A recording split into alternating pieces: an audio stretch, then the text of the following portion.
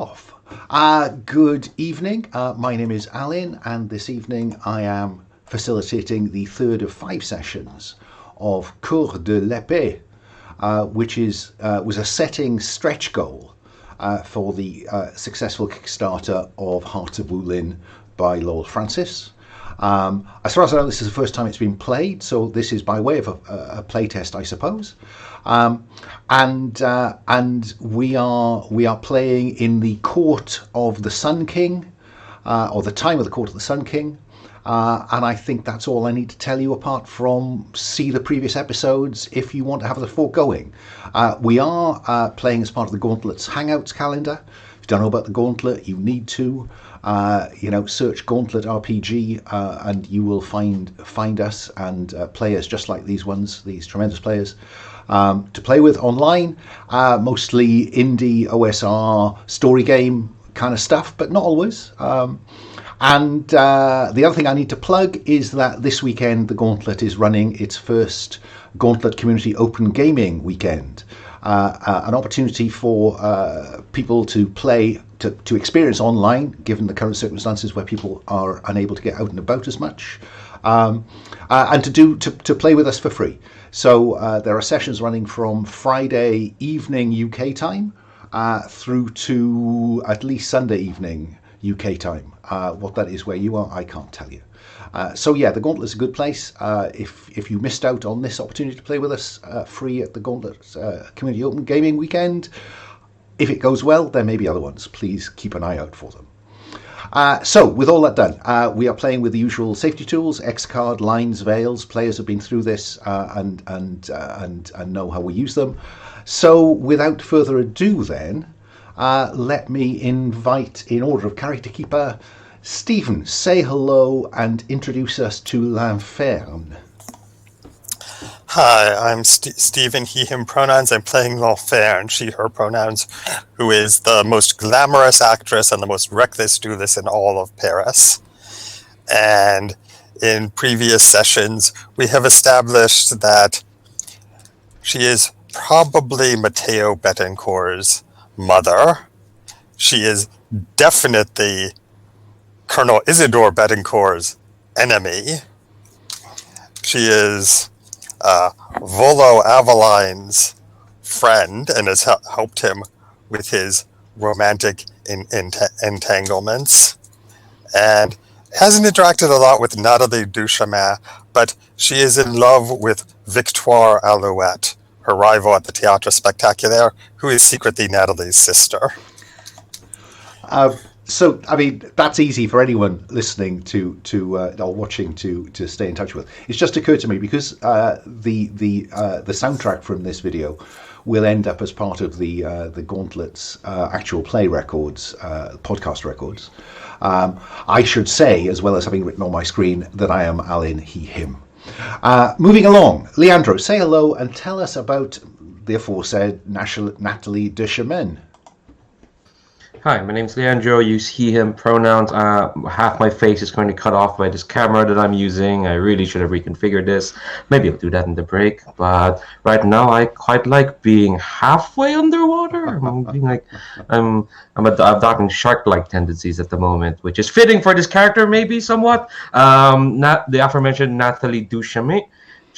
I should remember how to pronounce that. She, her pronoun. She's the specialist playbook. She has been trained as a Hitherto, unknown spy by the Apostle of the New Dawn, and has used that to basically keep herself away from harm, I guess, because she is the last of her family, quote unquote, who she lost in a fire. So she spends most of her time conniving and conspiring and working for the French Illuminati to basically make sure she has a fine life. She has probably the least entanglement with our glamorous L'Inferne. But she is quite wealthy, and so has been promised to one of our other player characters, who is a low. I would say lowly soldier, but he is the son of a colonel, so I mean he's somewhat important, quite lovely as well. And has had some entanglements with her other well-meaning soldier, but she keeps her cards close to her chest for sure.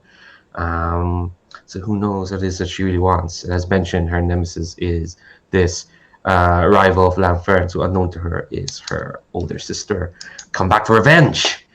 So we'll see if that'll come up at some point. Yeah, at this point, I begin to think we need 8 sessions, not 5. But let's roll on. Sabine, say hello and tell us about Mateo Betancourt. Hi, I'm Sabine. I use any pronouns. I am going to play Mateo Betancourt, who uses the student playbook. He's a hopeful apprentice. He's also quite convinced that he is a pretty great guy. And, he's young. He likes to duel people. He likes to mock people.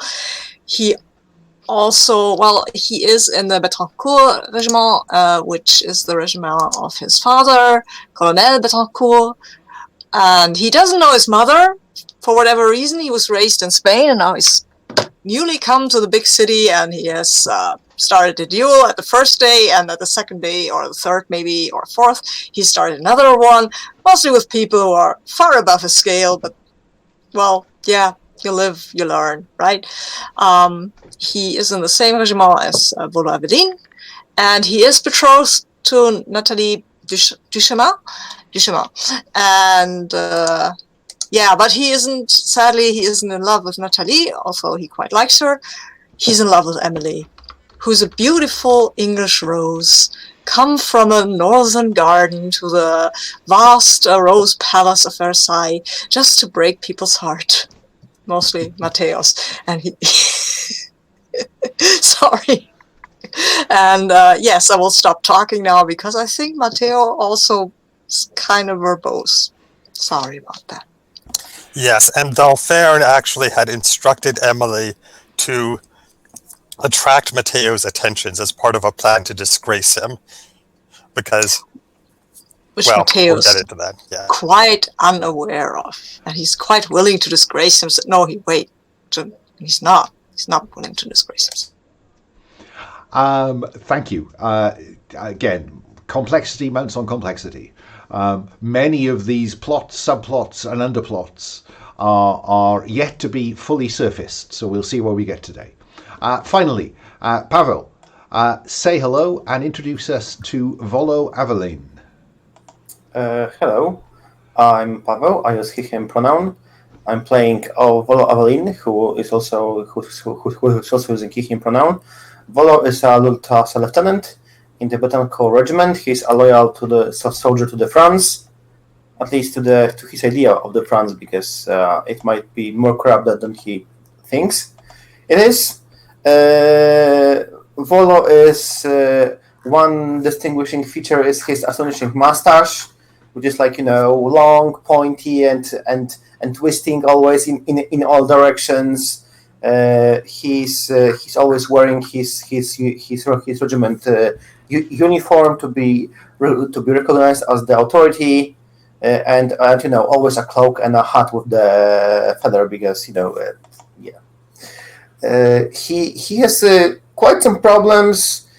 He believes his friend Nathalie is planning something against Hugo Diaz, who is the Spain ambassador valet, and Volo is currently set on preventing any endangerment to France, because France has just recently made a ceasefire in the war in Spain. He is in love with Claudine Robertine, who is Cardinal Robertin niece, and Lanfern knows about it, and there are some dealings with who will set up who to be compromised. We'll see how this will go. And Volo's nemesis is Simon Rossingoln, who is the leader of one of our hot-headed factions, because Volo has spoken too much about Simon's sister, and she doesn't like it, and she's set to destroy Volo's reputation. Thank you. Yeah. Thank you. So there is much going on.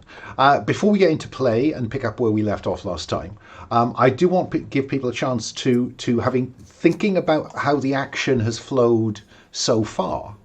Whether anyone would like to tweak or alter their entanglements, because one of the roots of this game is that there is both a general and a romantic entanglement that might change as people discover stuff about other people in the game. So Stephen, I think you were interested.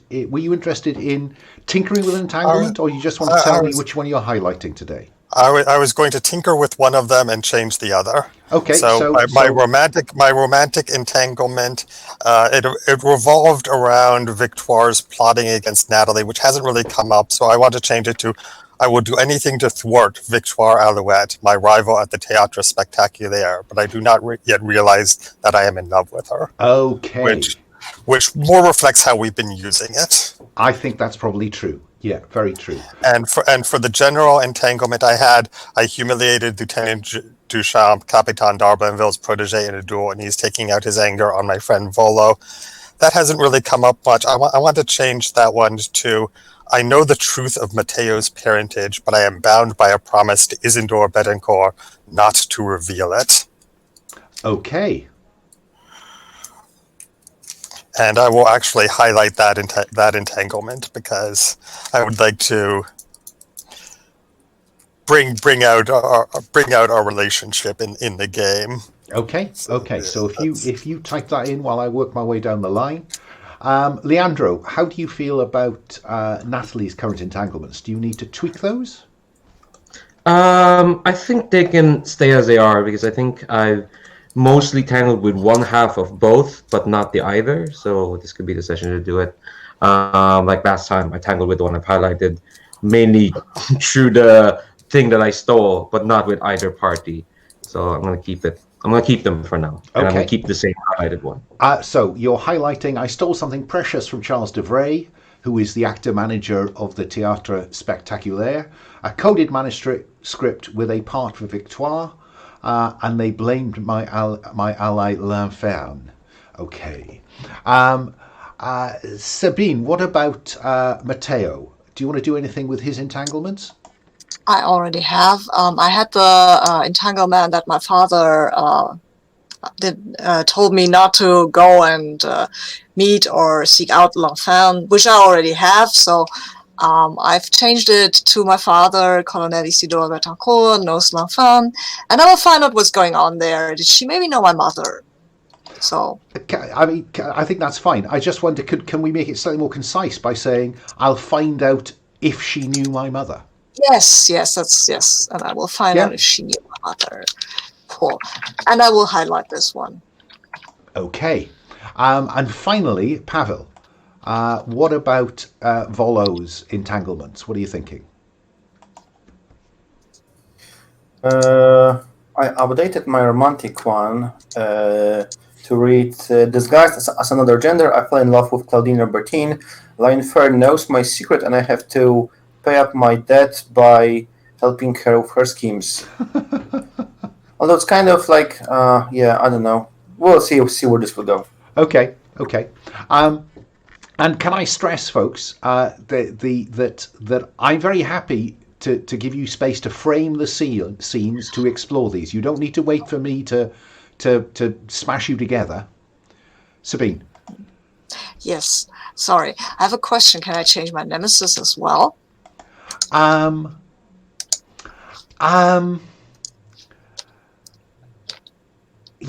have you got in mind? This guy I met last time, Guy de Robertin, might be a better nemesis because he also, I mean, we already seen him. Okay. So how do you want to phrase it? I would phrase it that he probably wants to do a proper duel and teach me manners or something like that. It's a bit weak sauce for a nemesis. Yeah, it's true. It's a weak sauce for a nemesis.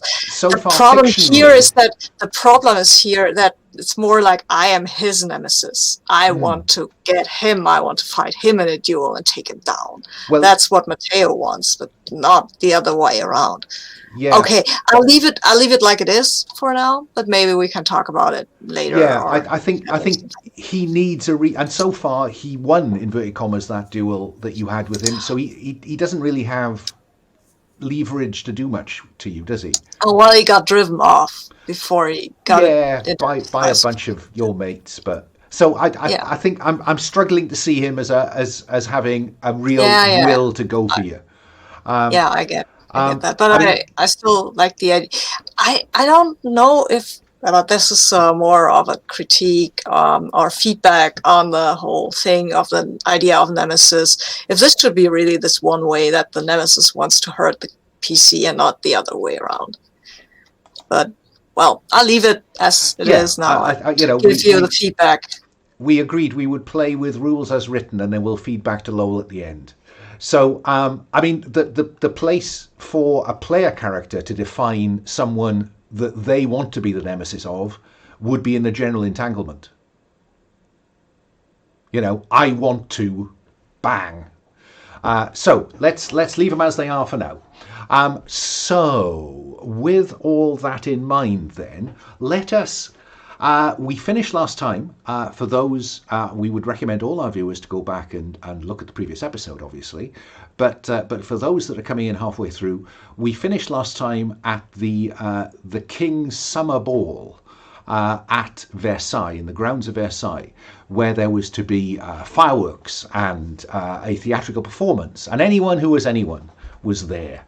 But it ended in chaos before the performance from the Théâtre Spectaculaire could take place, when armed men emerged out of the gloom of the parkland and appeared to wish to assault, or perhaps worse, the king. There were shots fired. Both Mateo and Nathalie dispatched some of the assailants. Volo drove off some horsemen, making a beeline, it seemed, for the king.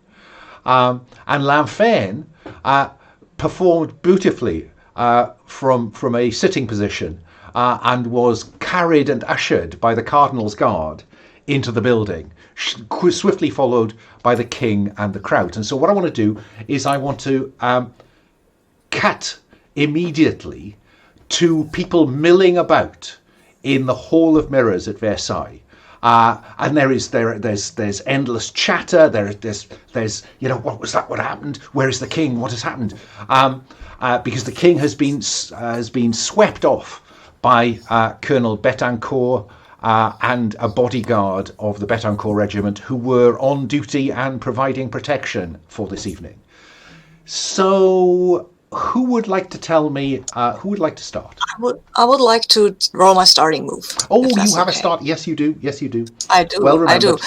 Where do I? Leandro remembered. I forgot, but I saw him write it in the chat. So, to be fair, where's the roll for your party link? I put the link further up the chat. Oh, that's got it. Unusual. Yes, Blatantly I've got it. Famous bunny. That's a yes. Okay, it's still Easter vibe going on here. I see. So this is a move called Face to Face. At the start of a session, roll 2d6. On a 6- mark XP, that I gain a soft move from Fate to use later. 7+. You note the die roll at any time during the session. You may swap this roll for one of yours or your allies. The swapped out roll goes away. And no one marks XP for it. If the roll has not been swapped by the end of the session, it goes away. So, what did you get? Can I ask, is this the roll for a party room we've left behind because it froze? Oh, did it? Let me see. No, it's not. It's not. I've just rolled a 9, so it's not.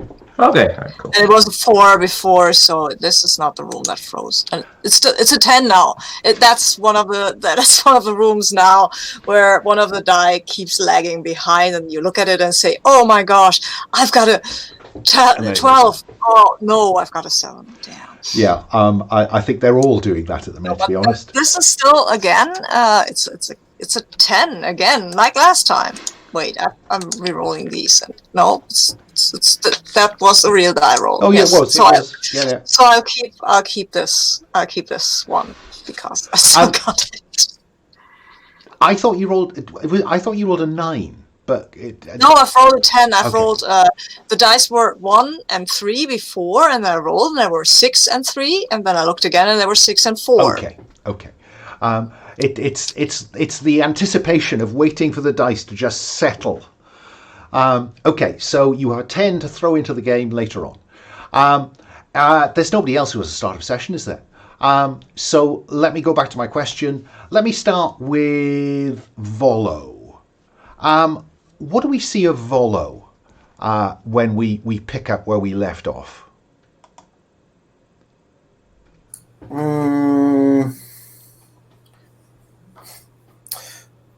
I think we frame at Volo speaking with. Is it important to me?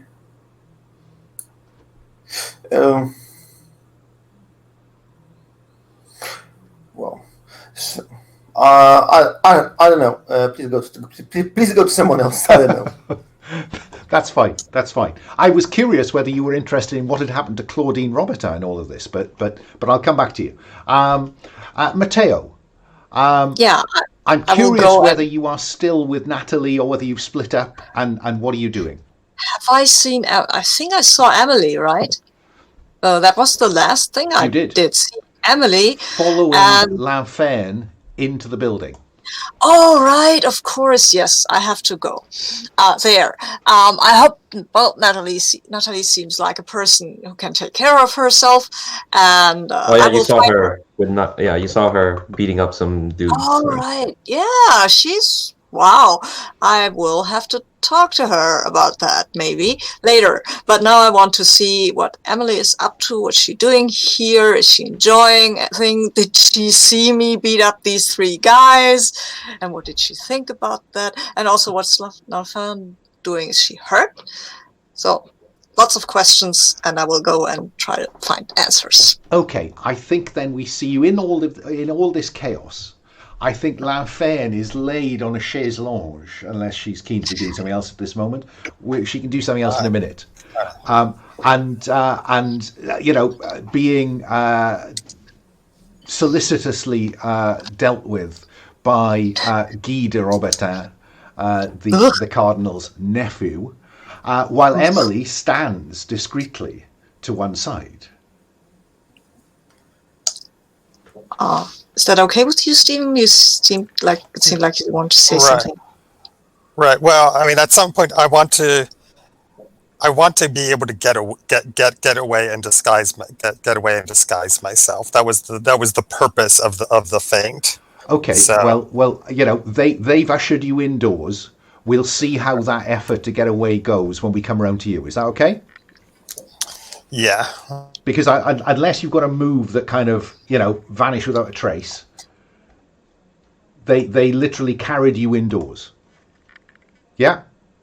So, Mateo, let me come back to you and Emily. Oh my, this stupid guy I had to deal with is here, damn. So but he is busy with L'Enfer, who seems to be alive at least. For the moment. She seems to be alive, right? She's not. I think they'd be behaving differently if she was dead. Okay, so I will maybe sidle up to Emily and ask her and say, "Bonsoir, mademoiselle. Is she all right? Your mistress?" Sir, she has suffered a faint, but I believe that she will recover shortly. And she goes to shoo away the Guy and the others. Do you want Guy to notice you? I mean, Mateo is not too keen on it, but as a player, I'd love to. I'd love it. And Emily kind of says, "My mistress is fine. Please." And as Guy turns, he catches your eye, and he says, the Betancourt pup.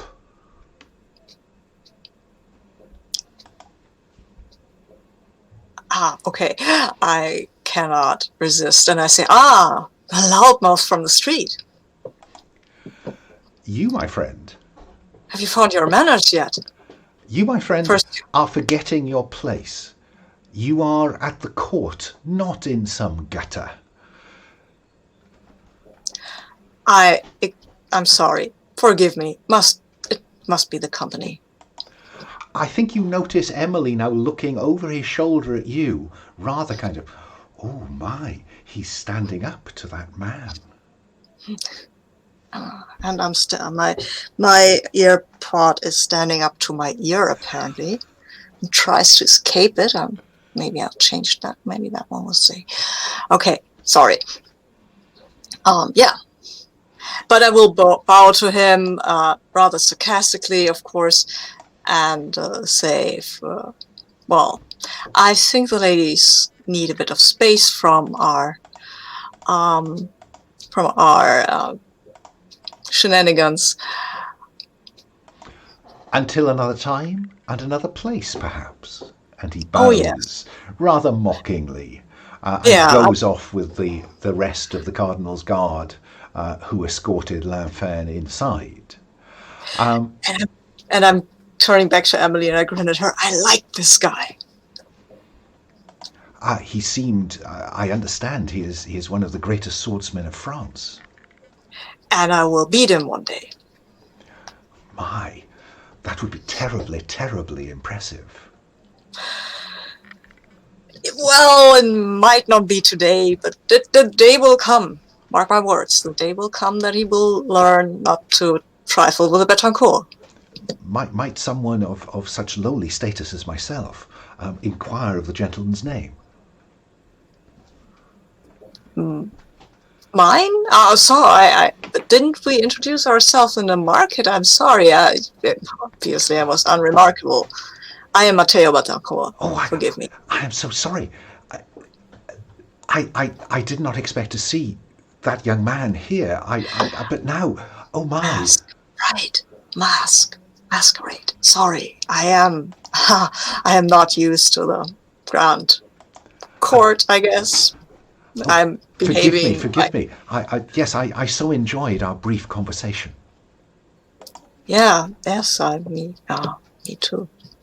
That was quite a yes, and that was quite a ball. Usually this exciting. I've never attended one before, but now you must forgive me. I must see to my mistress. Of course, is she well? But I think she needs some air. But I would perhaps enjoy the opportunity to have a longer conversation with you, Monsieur Betancourt. Yes. I think that would be a good idea. Well, yes. I think I should go because I'm. We will see each other, and he's moving backwards while he's saying that, and nearly tripping over a vase here, and then catches it and settles it and says, "I'm going." Good evening, and we will maybe.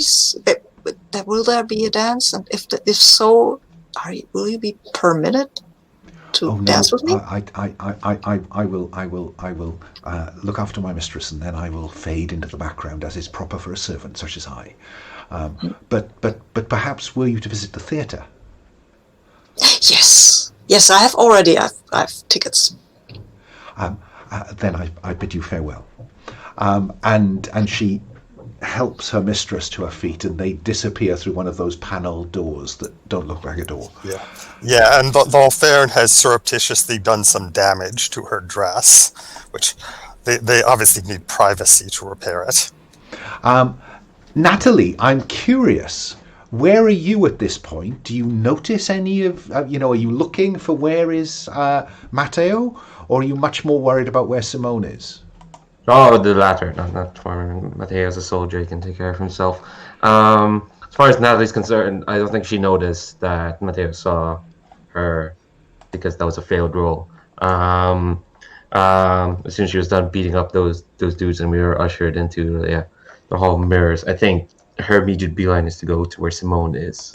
Well, if you remember, when you looked up from seeing off those two who almost seemed to be making a beeline for Simone, you looked up and she'd gone. And so I think probably we see you in this crowded hall, the Hall of Mirrors. There are people in fabulous ball gowns, and you're looking for her. Or is that not what I'm seeing? Oh no, that is absolutely what's happening. I might roll to study, just a quick one. That would be just fine. Using which element? I think it's going to be. I can't use fire because it's marked. Probably earth. Trying to focus. Just being like, okay, the action has died down. That's a 9. Oh. So on a 9 to study, you gain 1 and spend it 1-to-1 to ask a question about almost anything, or reveal a detail, declare something that changes or adds to the established fiction significantly, and I would always put in brackets at the end of that, or ask me to. Okay. I think.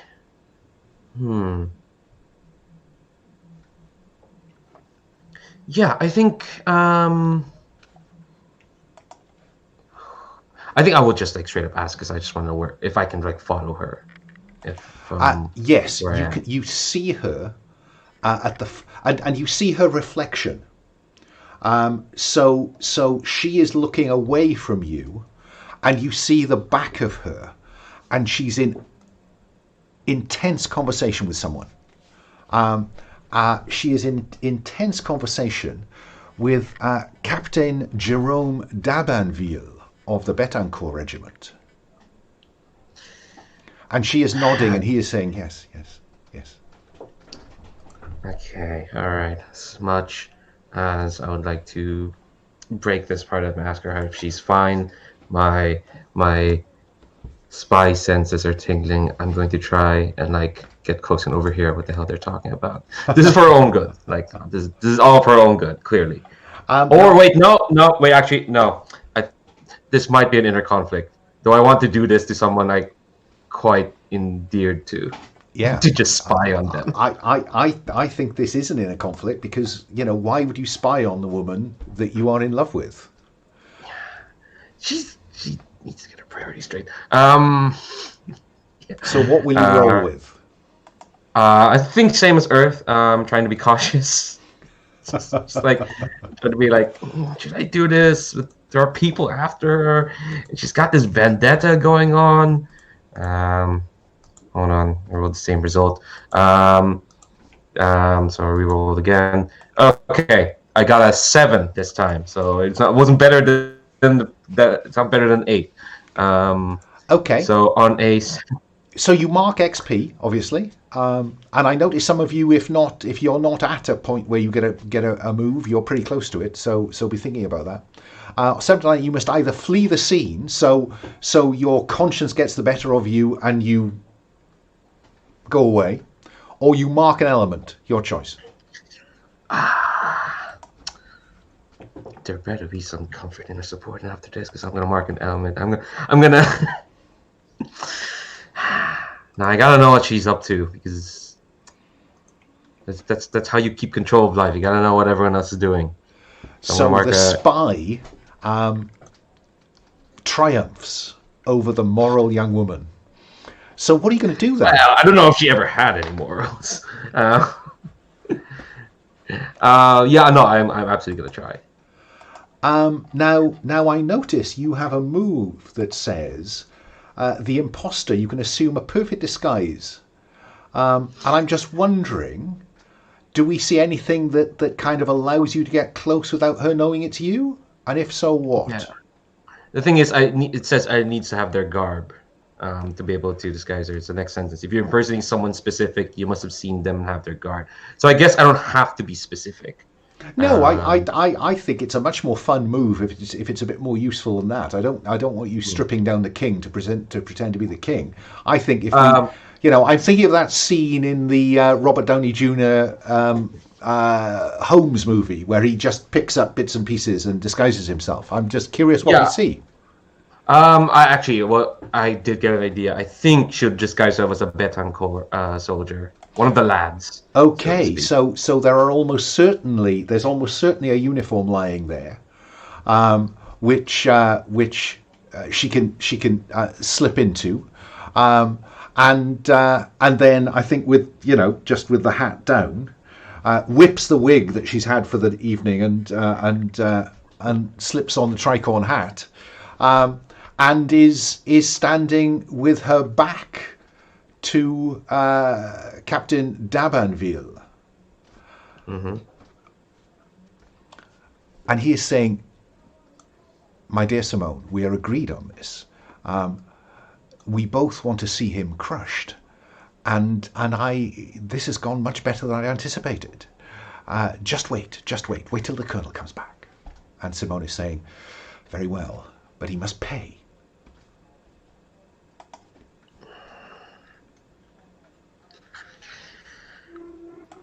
Volo Aventine must pay.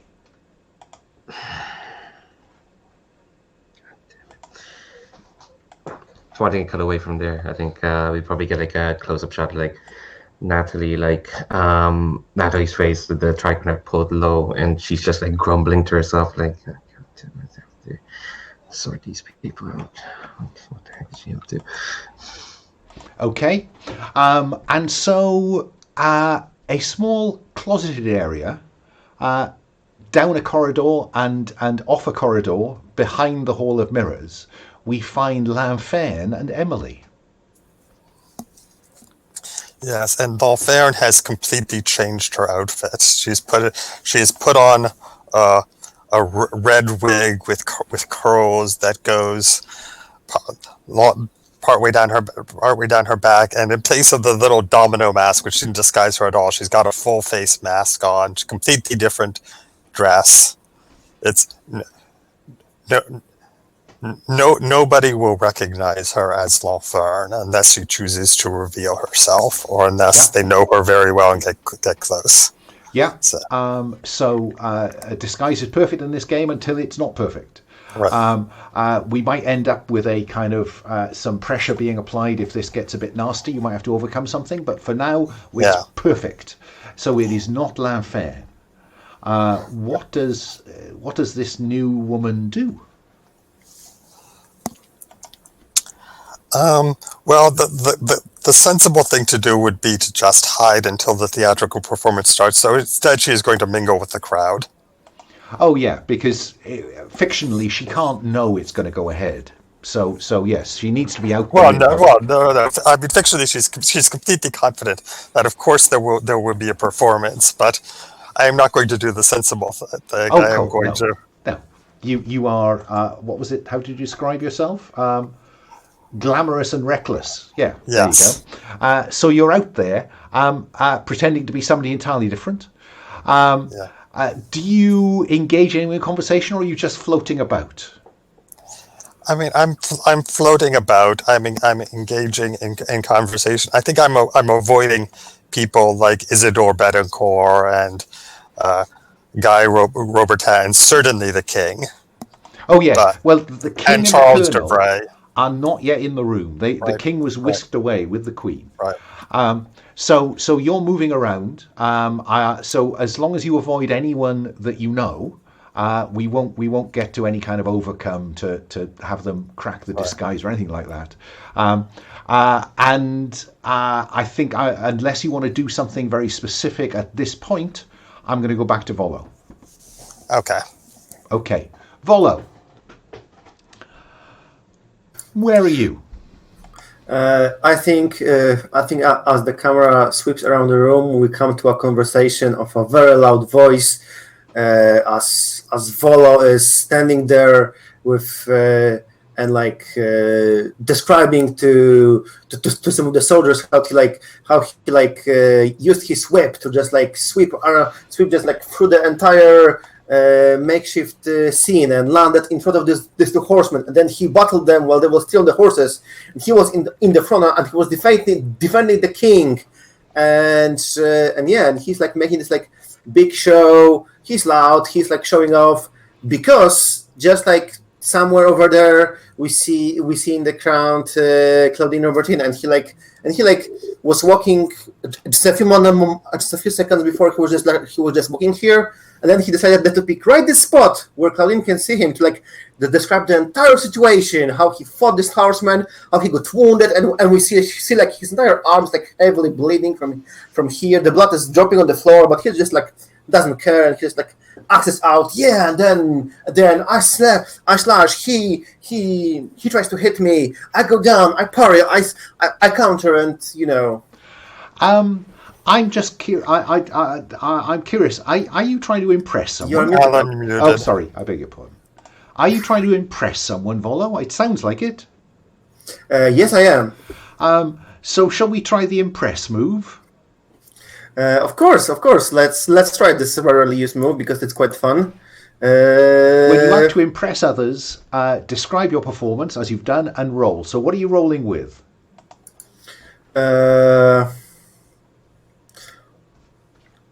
Obviously with fire, you know, it's he didn't really think it through. He's actually doing it to impress Claudine or to like show himself, just like, you know, be his own wingman and build his own, like, I'm the alpha male over here. So that's not his strong suit. So yeah. Then roll the dice and take one away, because that is not your strong suit. This creative, passionate. Yeah, it's a whole 3. Oh my. So what a shame. On a hit, all sorts of interesting things could have happened. And I think what we see are a number of kind of lords and ladies kind of going, what a very crude gentleman. How to just boast so. It's really beneath contempt. So mark the element. Take an EXP, but Claudine, you can see her looking rather crestfallen. There's XP for fail over here? Say again? There's XP for fail? Oh, no, there's not. I'm sorry. Old habits die hard. So Claudine looks crestfallen. She met you outside for the first time. She thinks you've met her before in disguise. And then she saw you telling this story, and she just wanted to believe it, and then the disdain with which this rather vulgar display of boasting has been met, and you can see her, and she drifts away into the crowd. Oh yeah, he feels so much alienated. So I think now that there is a kind of somebody bangs on the floor to attract people's attention. It's one of Betancourt's pikemen just banging his pike on the ground, and into the ballroom, into the great mirrored hall at Versailles, comes the king and the queen, and an escort of Betancourt and Isidore Betancourt, Mateo's father, and the Chamberlain emerges from the retinue and says, His Majesty apologizes if the entertainment, the previous entertainment, was rather too realistic. He apologizes profusely if the ladies were at all shocked by this surprise that he had organized.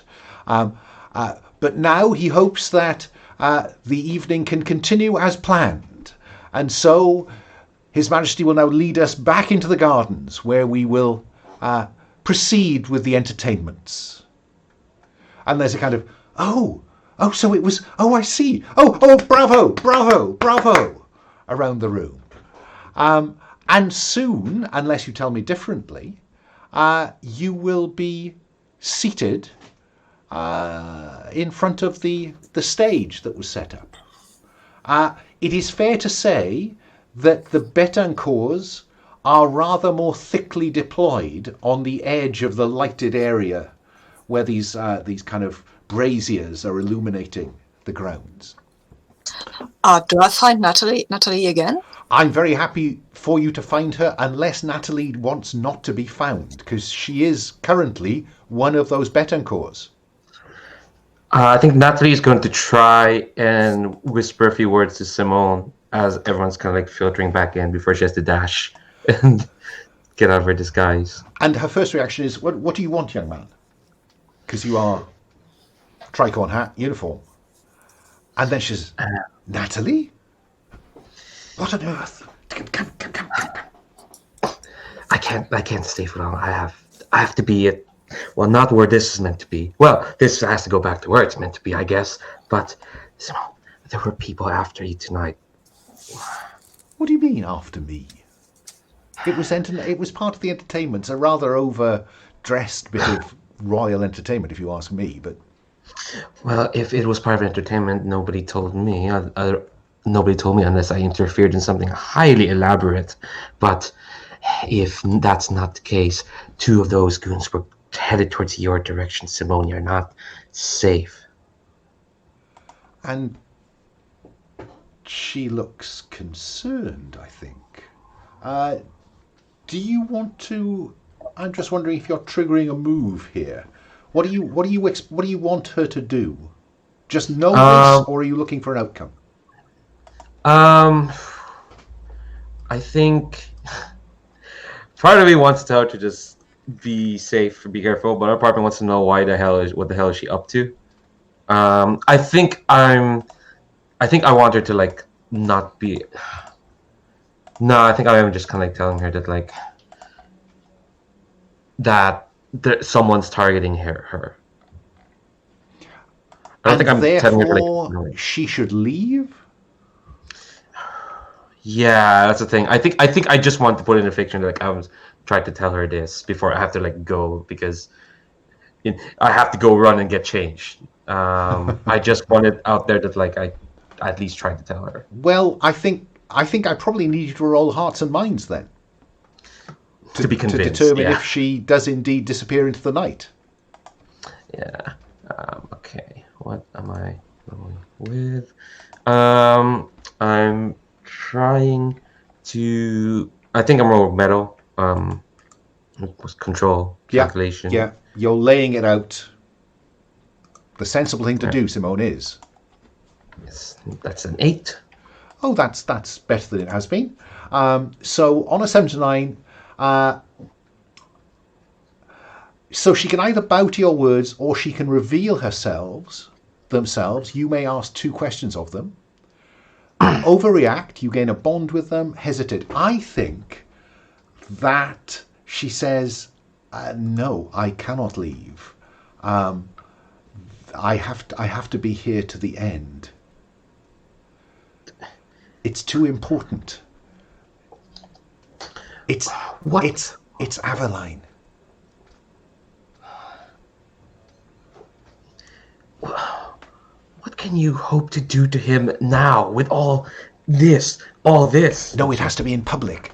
And this is the most public space I can imagine. And I have to see it, Nathalie.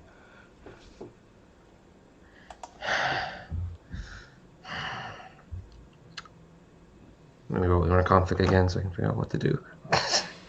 Look, I like just disclaiming decision making.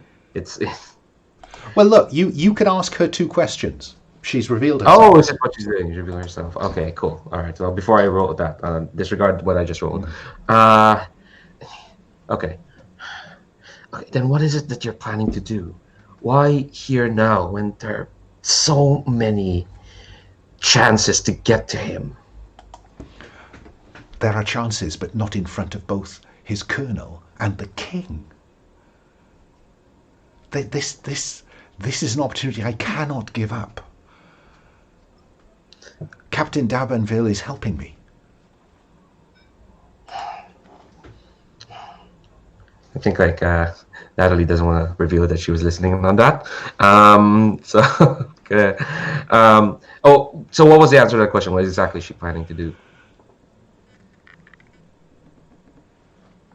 D'Abenville sent him away. So he was away from his duty post. He will now accuse him publicly of deserting his post earlier in the evening. Good luck with that, Pavel. So I think I'm gonna roll my inner conflict and then I'm gonna ask my last question. Okay. What are you rolling with? Okay, there's so many tabs. I think, yeah, it's still gonna be with metal. I think this is more like reflection. Like, Okay. what do I want to do in this? Ooh, that's a 10. Oh, well, on a 10, you just do whatever you want. Yeah, I keep calm and carry on, so to speak. So I think like Nathalie just like sigh and look around and probably doesn't see Volo, which is like a lot of people milling.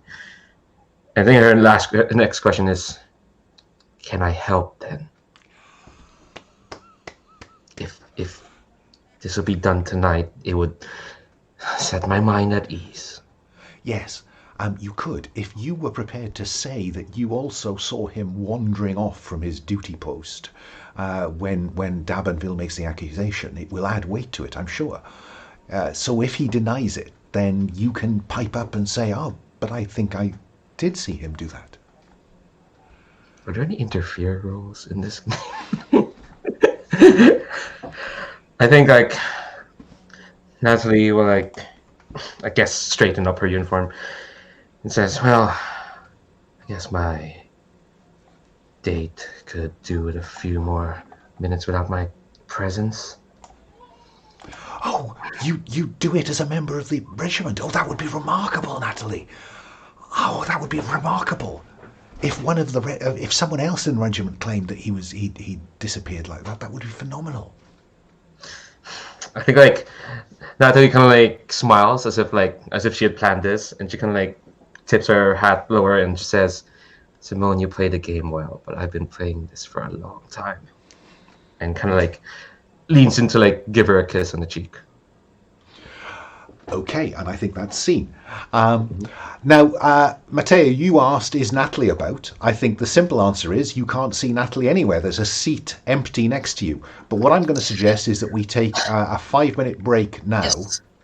and then come back to see how this unfolds. Yeah. So shall we, shall we make it slightly longer? Let's come back at 10 past the hour. Yeah? Yes. See you then. Cool.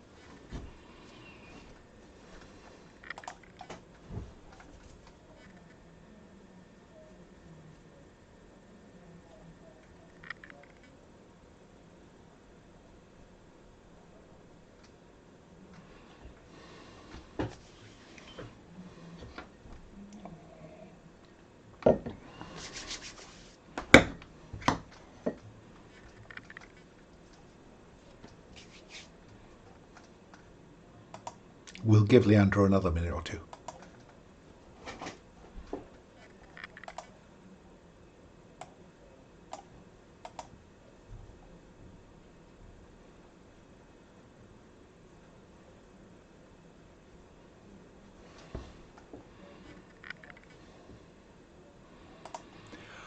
Okay. Oh, Pavel's gone.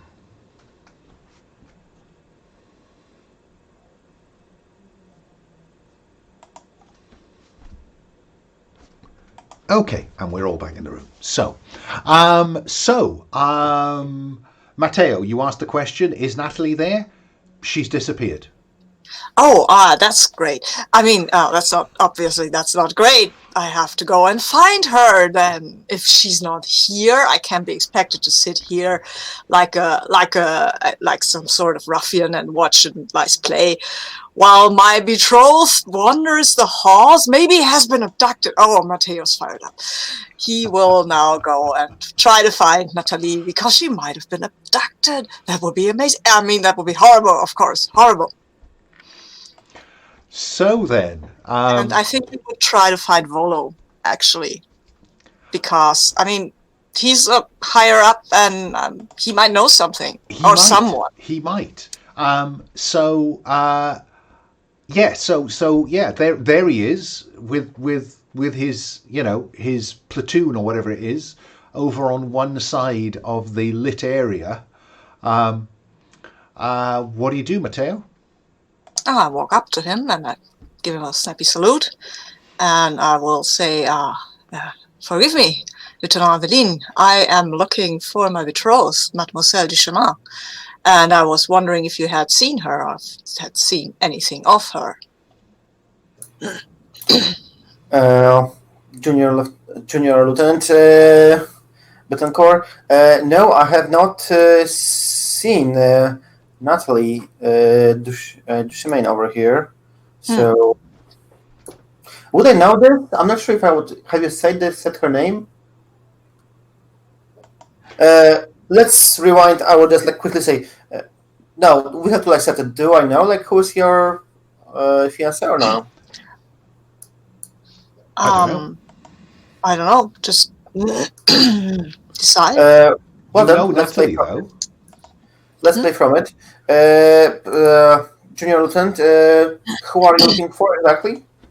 Nathalie Duchemin, Mademoiselle Nathalie Duchemin. She is yay high and has light black hair and whatever. I know what she looks like. She has 2 eyes and a nose, I think. My congratulations, Lieutenant Betancourt. I was not aware that you two are betrothed. With all this chaos going on, I have not seen her. That's what I am afraid of. She might have gotten into some sort of trouble. I mean, obviously, as His Majesty said, this was only play acting. And I look at your wounded arm. I'm not going to contradict the king, but you know, and I know that this was not play acting, but this might have disguised a deeper villainy.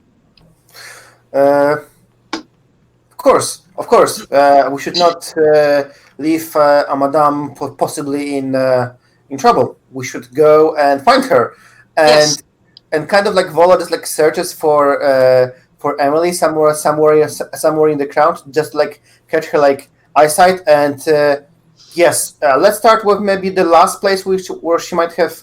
Where have you seen her last? Inside? Shall we check inside the inside? Yes, I saw her. Can I just ask, Volo? I mean, you have an entanglement that says, because of my duty to France, I cannot allow Nathalie Duchemin to complete her plot against Hugo Diaz. I'm just wondering, are you not a little bit torn as to whether you should say anything to this young man about your suspicions? I'm just feeling a little inner conflict coming on.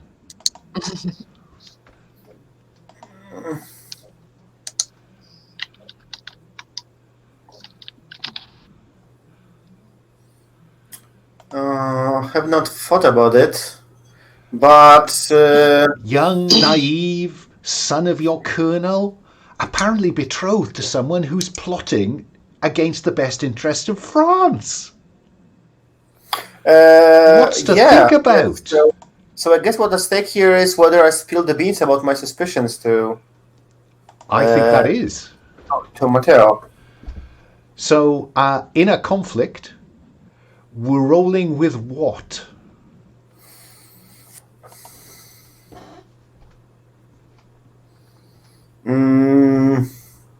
We will roll with wood because there is growth. And last time Volo kissed and tell about a woman, it earned him a mortal enemy. So he's like really curious about not to do the same mistake twice in a row.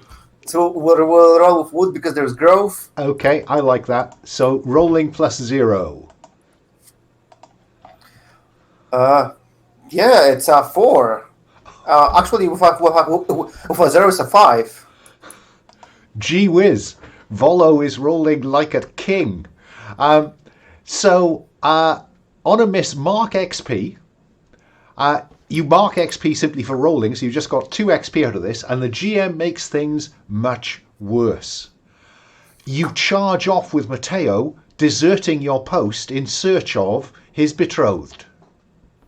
And of course, I'm saying, Lieutenant, I need to tell you about my suspicions because and as we are walking really fast, probably back to the building, I'm just saying, I had this running suspicions about your fiancée Nathalie. She's plotting something about the Spanish valet Hugo Diaz. I'm really afraid what she might do. It's fragile ceasefire, and we're just storming off, and I'm just spilling the beans. Okay, and Mateo is all ears, I guess, but the eyes growing a bit bigger, and I feel some sort of inner conflict coming on here because he doesn't know Volo that well, right? And Nathalie, she seemed nice, but also she knows how to fight, and this might be dangerous for everybody. And where do my loyalties lie now? Do I have to France or this woman, my fiancée? She's and if she is somehow connected to the Spanish ambassador, might this be an excuse for the betrothal to be called off, leaving you free in a conflict with which element? Oh, elements. I will. Oh my God, I have so many elements marked already. I think I will roll. Do I roll this with passion or with wisdom? That's a good question. I mean, I should roll it with wisdom, so I totally will roll it with passion. Okay, so roll +1 with water then. Yes. No, I roll with fire. Oh, sorry, yes. Equally, both is +1. And I've got a 9. Gosh. So, yay. Do you want to swap dice with poor old Volo? So on a 9, you must either flee the scene or mark an element to your choice, but the decision is yours. What right. And you could also burn a bond to boost it to a 10 if you wanted. Oh, right. I still have a bond with her, Nathalie. I will totally burn my bond and keep my cool here because I don't want to mark another element. I'm rattled enough as it is. I'm almost ready to leave Volo side because he makes these baseless accusations against my betrothed, but I remember how cool and collected she seemed and the way she fought these guys with these surprising. And I think maybe at that point, keeping your mouth shut and behaving like everything's okay is the better path of wisdom. And finally find out what Nathalie is actually up to, and maybe find out what Volo is up to and what Hugo Diaz is up to. Because, I mean, I've grown up in Spain and I know how the Spanish are. And maybe I can be useful. And I will tell this, of course, to Volo, that I have grown up in Spain and that I know the Spanish. And maybe, maybe I could talk to Senor Diaz and try to keep him safe from dastardly deeds. And maybe I could also talk to my betrothed and keep the whole thing from blowing up into everyone's face. Yes, that's an amazing idea. But first, we should find her because yes, I have bad suspicions about this. Let's walk inside and let's find her. Yes. Okay. And so we see you disappear into the Palace of Versailles, while the performance begins. Lanfern, where are you sitting? Because there is a seat for Lanfern in the front row just next to the Colonel, if you remember. So Right. are you going to sit there in this disguise or elsewhere? I mean, if I can frame the scene a little bit, I think the king is cross and disgruntled because nobody is able to find Lowell, and the seat next to him is empty. And I think Charles de Vray is paranoid and suspicious because nobody can find Lowell, and he is keeping an eagle eye out to make sure that Lowell is not able to sabotage Victoire's entrance or her performance. But Victoire goes on stage completely uneventfully. She is playing Eloise, the young noblewoman who is seduced by the wicked Cardinal, and her performance it goes off without a hitch. And Charles de Vray is just starting to relax when the Cardinal makes his entrance, and he suddenly realizes that he can see Robert, the actor who plays the Cardinal, is still in the wings.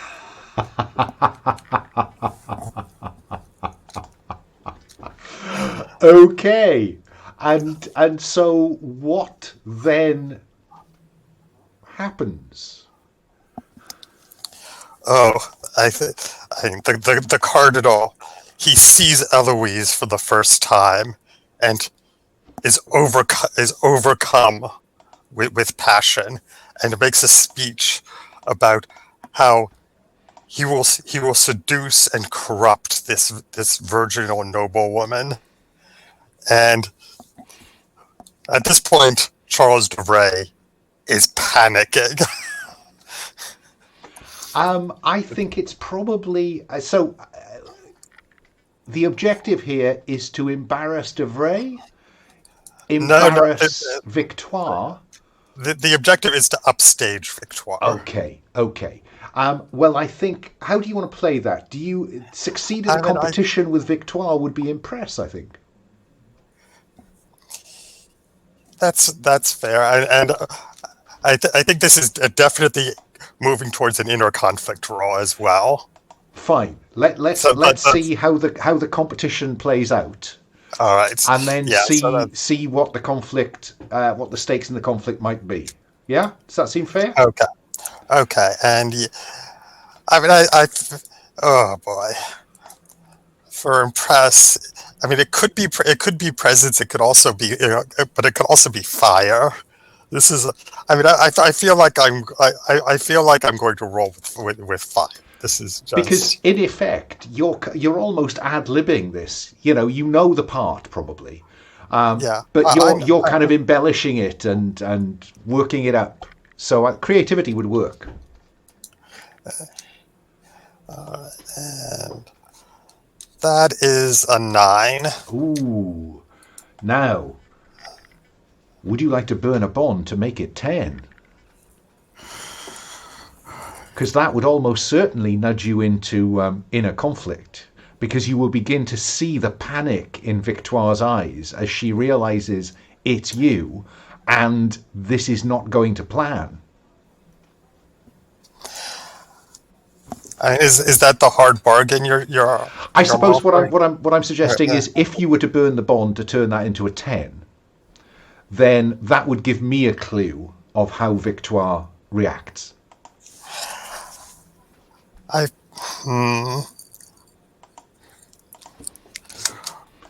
Or do you want to do the inner conflict now and decide on the basis of that whether you rub her nose in it or not?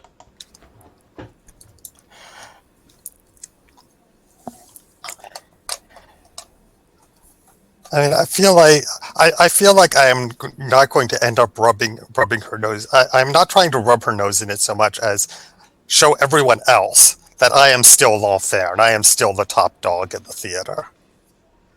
That's sort of secondary. Okay. Victor's reaction. So that doesn't sound like you're burning the bond then. You want to stay connected to her. Yeah. Okay. Go for it then. On a 9 with impress, On a hit, you impress, convince, pick 2 options. Create a bond, clear an element, or gain a favor. All right. I'll create a second bond with Victoire. Okay. And let's see. I don't have any elements marked. So, boy, I'm trying to think of who I would be gaining a favor with. Is the thing. The king. I think the king is really pissed at me right now, but that sort of hold that in abeyance. And if something comes up in the fiction where it would make sense. Okay, and on a 7 to 9, I offer you a complication or a hard bargain. I think it's how it's written, isn't it? Or a complication or a hard choice. I think I am going to offer you that hard choice because I think it's too good an opportunity to miss, to give you a chance to realise that actually you do have feelings for this woman. So I am going to say that you do begin to see the panic in her eyes, and she begins to stutter. And do you want to push home or not? Oh well, first I have to roll inner conflict. Of course. So mark XP, and what are you going to roll in a conflict with? I am going to roll with Earth because this is stage presence. I mean, regardless of what I feel for Victoire, we are performing, and she cannot break down now. Okay, so roll in a conflict with +2. That is a 13. Oh my goodness me! So you keep yourself together. So I think that she will not crumble unless you want her to. Absolutely not. I want this to be the performance of a lifetime, and this is like moving into the seduction scene. I think when I kiss her, I realize my true feelings for her. Great, that's great, and of course that is the climactic scene. And there are, people on their feet cheering. The king stands and is applauding. And do you then publicly reveal yourself? And I think everyone has, by this time, everyone realizes that it's not fair up there because I'm no longer masked. I'm just wearing a wig, and I doff my wig and everyone, and the applause grows. Yeah. L'enfer. Okay, so I have a question. Is the king angry with me? Because I do have a move to shift the blame to someone else. I am very happy for the king to be applauding. Everyone else is cheering. He's looking around. Okay. He's applauding politely. All right. So I will roll to have him blame Charles de Vray for this. Yeah, great. I should have seen that one coming. Forgive me. So, when you would suffer social, legal, or financial consequences, name someone and roll. So roll with. Oh, I'll roll with calculating to me. Okay. I actually think I'll roll with water. I feel like this is wisdom. It's was not a very wise thing. It just seems okay. Okay. That was an 11, and then one of the dice changed, and it became a 7. Okay, so on a hit, they suffer instead. On 7 to 9, they know it was you. Well, I think that's probably the right result, given the context. Yes.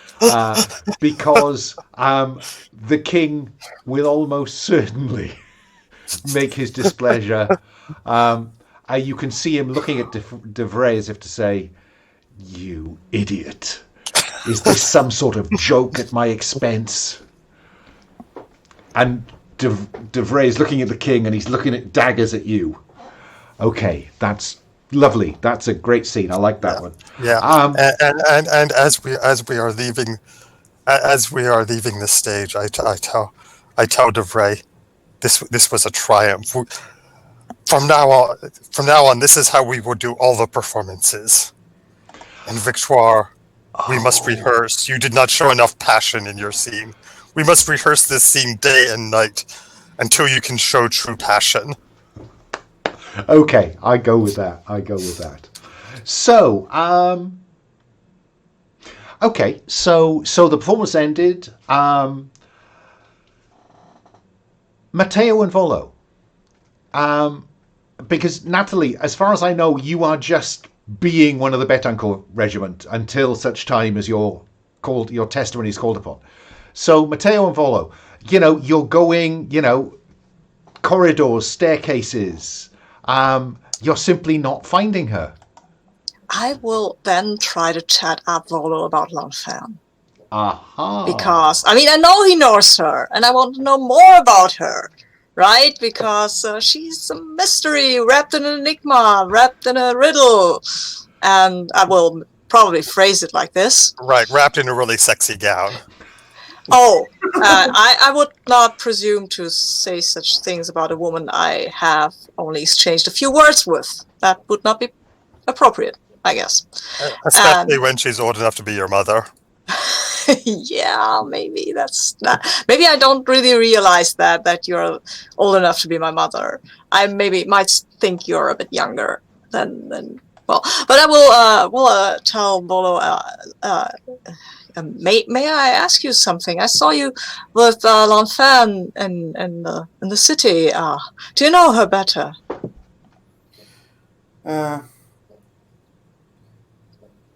I think you could say so, although the question remains.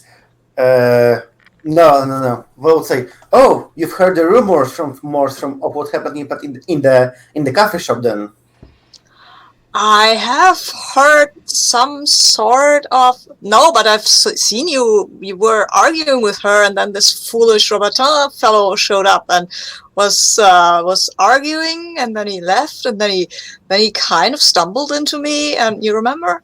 But I saw you with her. The situation. Yes, this dueling in the streets. Yes, of course, I remember. Yeah. What a wonderful woman. Although I'm not sure if any man can say that he truly knows L'Enfer. I have noticed there seems to be a bit of tension between her and my father, and forgive me if this is terribly forward. But is there something that I need to be aware of?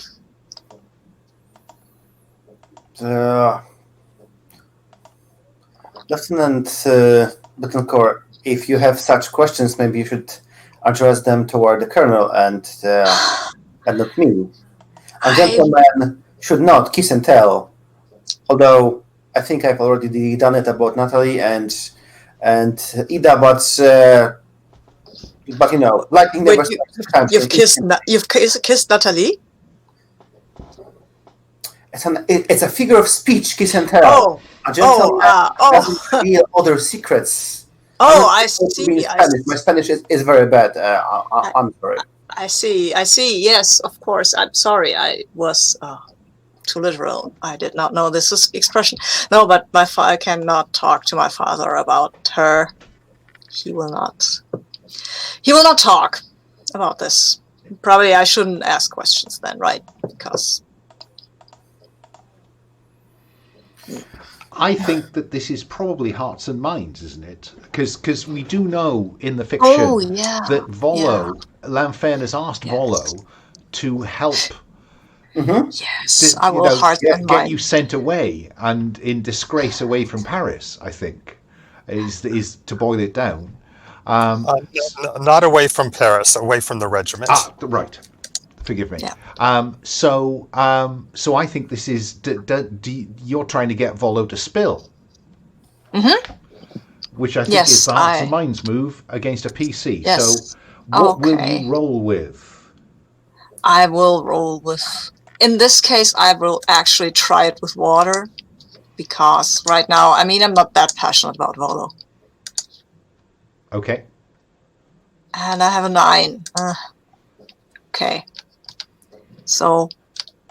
Yeah, I want to try What do I want? Yeah, I want you to tell me if you know what the problem is here, or what, This or if you young can tell man me anything. has confided that someone you think is plotting against France, it appears, is now betrothed to this one, and now he's asking you to spill. So, Volo, on a hit, you may mark XP if you do as Mateo has asked you. If you don't, you mark an element, but you may burn a bond to avoid marking an element. On 7 to 9, Mateo will mark an element as well if you decline. What do you do, Volo?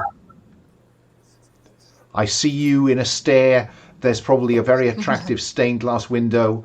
The light is casting down. Do you step into the red or stay in the light? I think that maybe for some reason we are like seeing through the windows as the. I'm not sure if you are at the point where the performance has ended. I'm not sure. So we probably like see the stage and we don't see we see the empty seat of Linefern, and Volo looks like where the hell is she down now? The second person missing. Lieutenant Betancourt, this plotting is like too much. I'm a simple man. Would you like to roll in a conflict, Volo? Because Lanfair knows my secret and I have to pay my debt by helping her with her schemes. Spilling would not help her. Spilling will not help. Yes, of course. So let's start with that one before you make a decision. So mark XP for inner conflict, and then tell me what you roll with.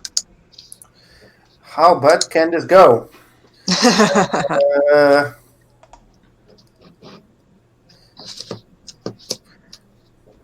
This is. I feel like this is control. One need to control, not to spill the beans too much. Okay. So roll with 2.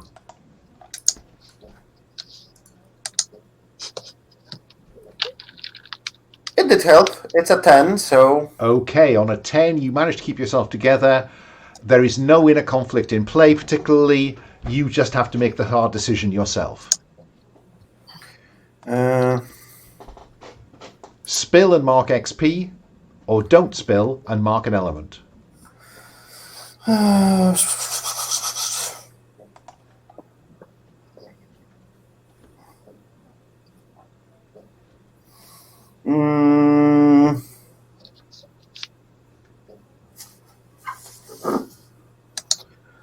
Would be more interesting over here.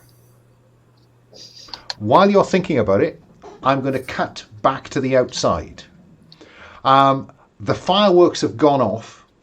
The king, the cast is being presented to the king and the queen. Lanfair obviously is the first person presented, and I assume there's a polite curtsy. Yes. And he says, I was very annoyed at you, my dear. Very annoyed. I invited you here as a special guest to observe a performance alongside your king. And I have to say that I was displeased when I discovered that you were on the stage. However, I don't think the Cardinal's very happy. Yeah. And I smile and curtsy again, and I just give him a little flash of ankle. Ah, my dear, you know the way to a man's heart.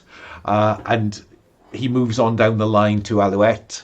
And he says, it's a very fine performance, my dear, you young woman. I've not seen you in such a leading role before, and I think you have promise.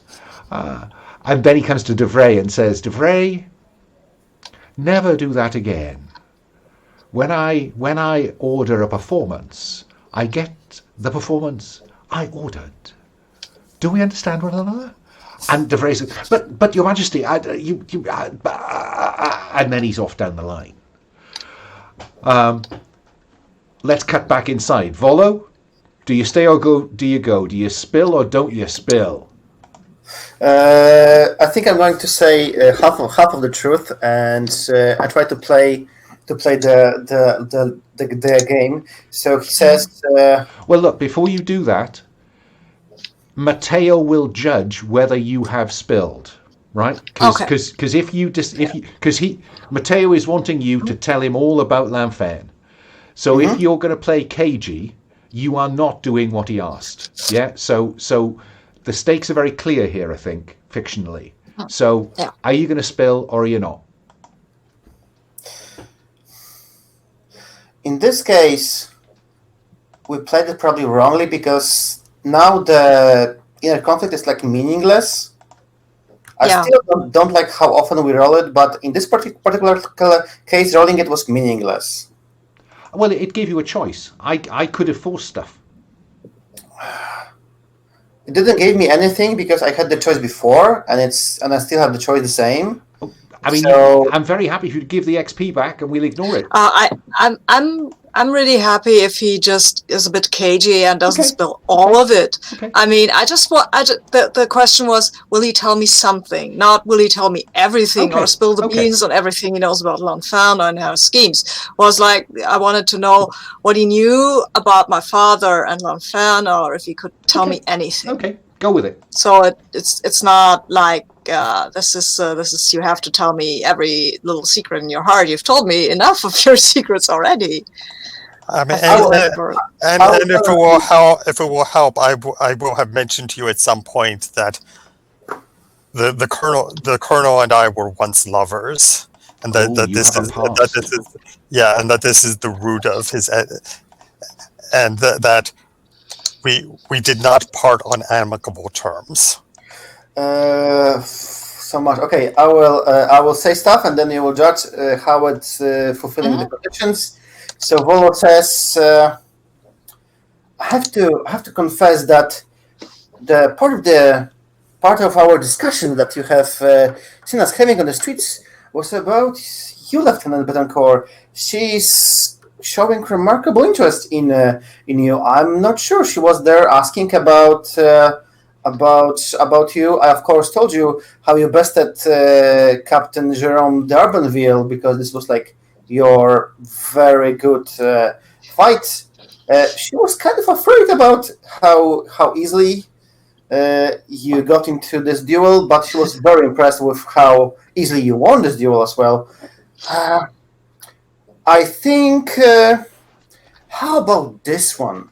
I'm certain that her mate, Emily, knows all of her dirty secrets. How about I arrange the meeting between the two of you after the performance in one of the rooms over here? I'm sure someone can get completely lost over here, and I'm sure that she will tell you everything you need to know if you ask the right question.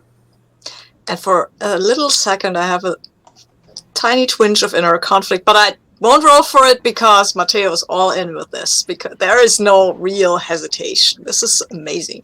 And he will grasp your hand and say, Lieutenant Eveline, I feel that you are a great friend to me, and I promise you that I will make this up to you.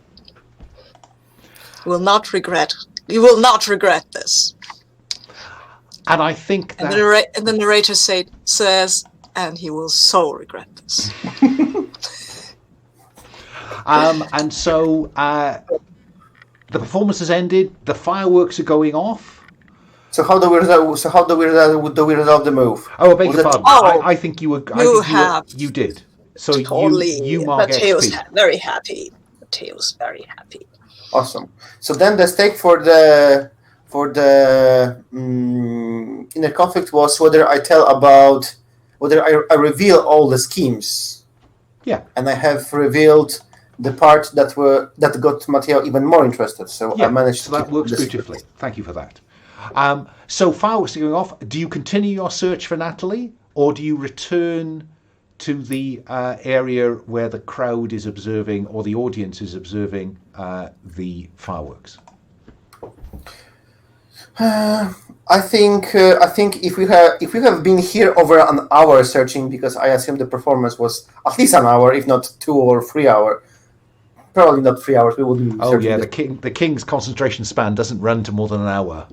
Yes, I think at some point we return, because Volo says that we should return before they notice we are absent, and I have to arrange Yes. the meeting. And maybe she has turned up again. I'm really getting really worried here. Yes, let's go back. So yeah, we go back.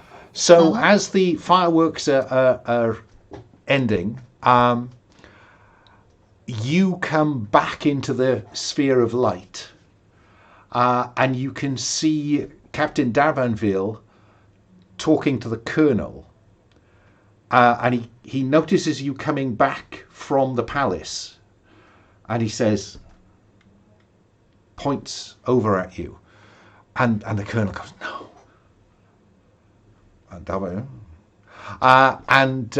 And then the Colonel kind of says, very well. And the smoke of the fireworks are ending. You come back out of the smoke. The king is sat there applauding politely, as is everybody else. And the Colonel says in a loud voice, Your Majesty, I have a sad duty to perform. It has been brought to my attention that earlier this evening, one of my men deserted his post. And he says, one of your regiment deserted a post protecting me? And the Colonel says, I fear so. Your Majesty, that man. And he points at Volo. Mateo, you're standing next to Volo. I'd like to know what you do before I ask Volo what he does. He points at Volo, right? And I gasp. I mean, I can't believe this. He was injured. So I will point this out, of course. But he was injured. I think let's try overcome. We don't use overcome, Jen. I want to get some feel for whether the king is prepared to have you speak. Oh, okay. I mean, I'm not. I really. This is not a violent thing I do. Like with any kind of thought, right? I just gasped this out. He was hurt. Like, I can't believe this. That there is an accusation even. So what are you rolling with? But of course, we'll see how passion. This is passion. I mean, I have now decided that Volo is my friend, and I rolled a 5. Terrible. Of course, sorry, Volo. Try to help. And almost as soon as your mouth is open, your father says, "Be quiet, Mateo. This has nothing to do with you." How do you answer this charge, Lieutenant Aveline?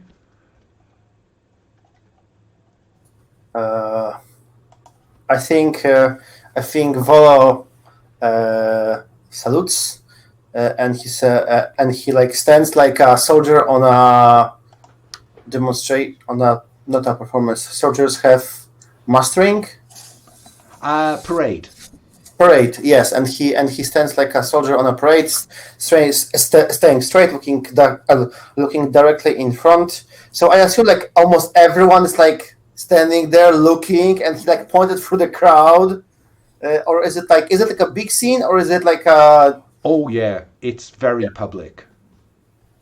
Yes, I think Volo says,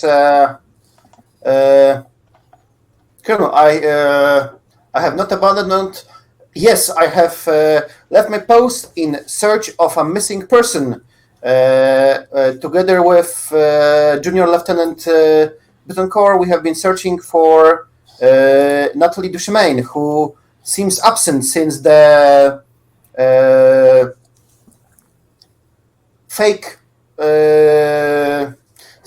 since the earlier disturbances in the performance. We was worried something might have happened to her, and I have decided to go and search for her. You misunderstand me, Lieutenant. The fact that you have left your post now without seeking the permission of a senior officer is of concern. But is the fact that earlier this evening you were not at your post during the period of the King's entertainment. Do you deny that you left your post at that point? If you remember, D'Abanville sent you away.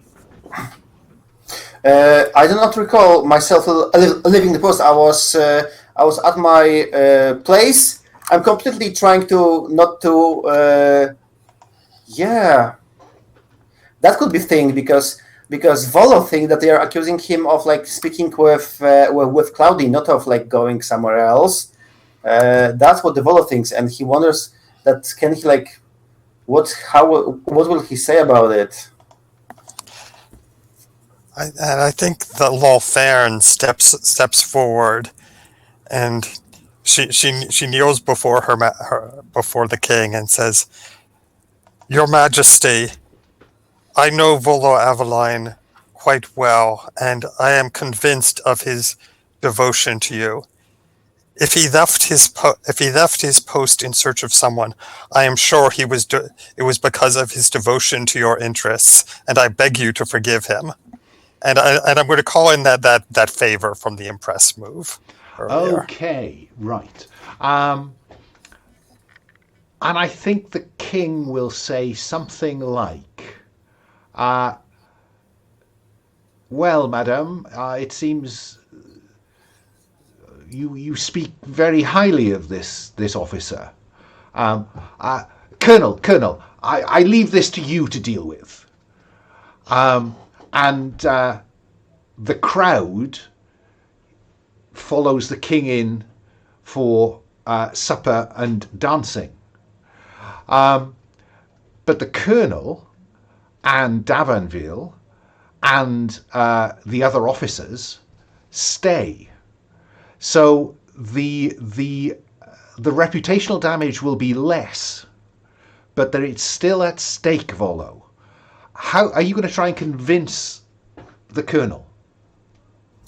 Let's see, because I think Volo is think that they are accusing him of like speaking to Claudine earlier, and not of like he doesn't know that he was sent and that they are about this. So I wonder how he will behave about this.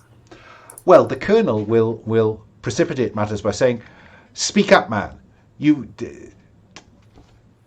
Captain D'Abanville tells me he has a witness who saw you wander off into the palace grounds when you should have been on duty." It's clear now, I think, that he's not talking about Claudine unless you want to misinterpret him. If he clarifies, then yeah. Yes, I think in that case, Volo would say, "But sir, I was merely following order of Captain D'Abanville to check for some men with rifles in that part of the woods." D'Abanville is Colonel. This is an outright calumny. You man, and he points at Nathalie. Tell me what you told me earlier. I think Nathalie marches up and kind of like gives whatever the salute is. Says, "Sir, Sergeant Ducat at service, Colonel. I was at my post as was ordered. I was a fair few meters away from Lieutenant Aveline. I saw no sight of Captain D'Abanville anywhere. All I saw was Lieutenant Aveline was at his post when, a few minutes before the commotion started, he decided to march off away from his posting, away from the palace, out there into the woods." "Thank you, Sergeant," says the colonel. "Well, Aveline, do you challenge this man's evidence?" Appears I have no other choice. This man is the sergeant is lying, and I challenge him to duel to defend my honor.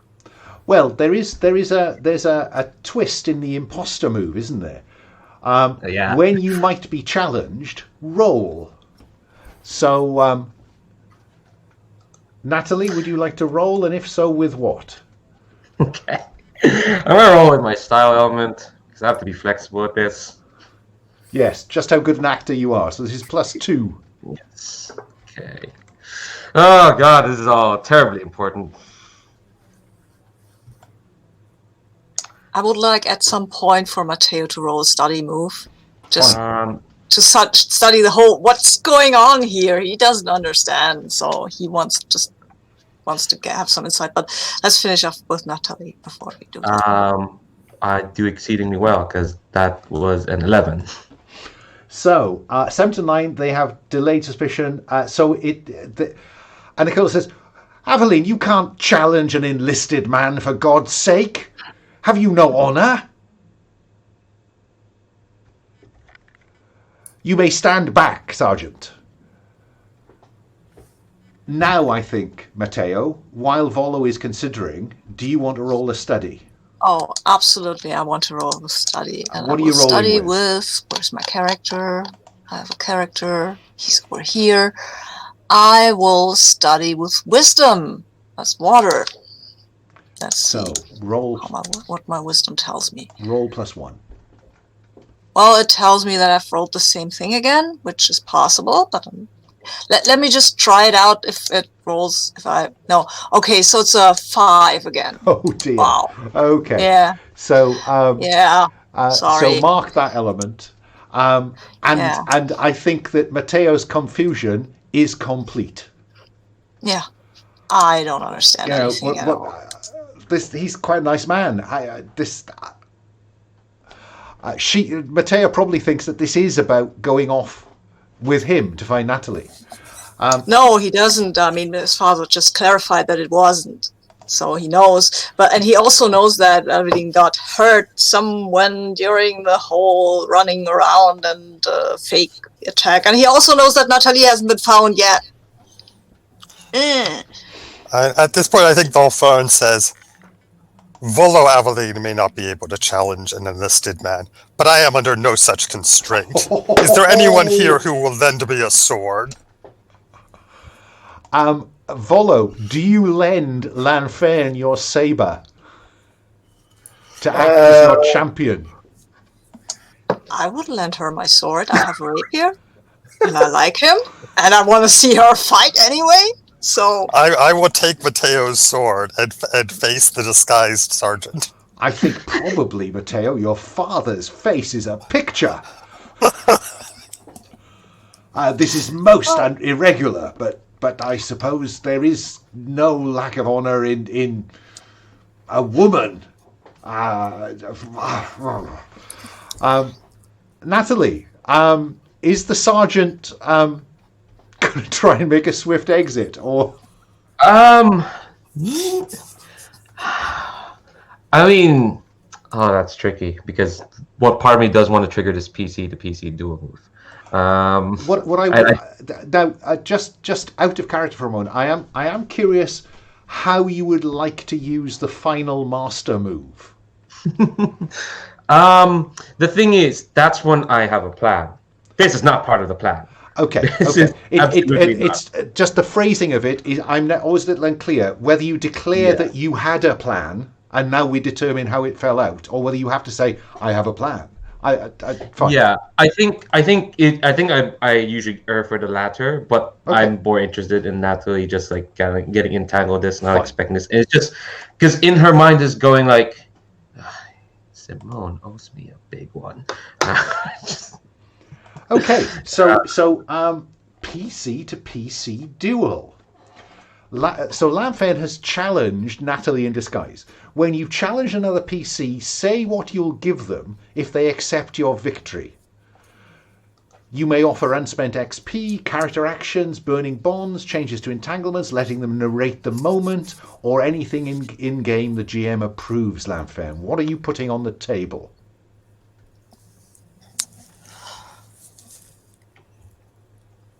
If the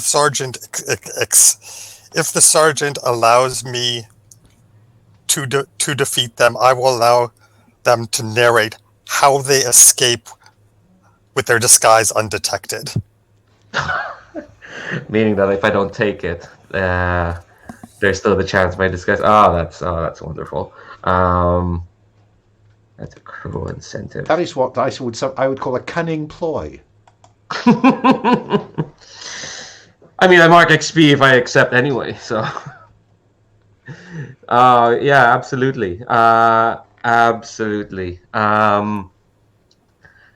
But yeah, I'll let you narrate first how you start, because because you should be the one to describe how Lamphane conducts her side of this duel. All right, like I open with a blazing attack, because of course my element is fire. I'm launching a reckless flurry of attacks, which you are parrying with unexpected skill for a sergeant, and I am driving you back towards there's like a long rectangular pool in the gardens. So I'm driving you back towards this pool. I mean, I think it is after dark, so there are a lot of shadows here. There are a lot of shadows. We're moving away from the torchlight. So when we get back towards the pool, how do you disengage and evade me? We're suddenly playing Firebrands. What's up with this? We have met sword to sword. I think Nathalie does start a duel with the sergeant being fairly more versed than probably she should be letting on. But I think somewhere as we're kind of like driving back to the pool, I think she clearly like, oh wait, no, I shouldn't be showing this off. So I think her parries and strikes just get that bit sloppier. I think she's suddenly looking like she's swinging wildly. There's more gaps in her defense. It looks too obvious, I suppose, but it looks very obvious. I don't know if it's too obvious, but I think there's like a moment where like it feels like the duel is just hitting second gear when suddenly Lamphane, I think you get like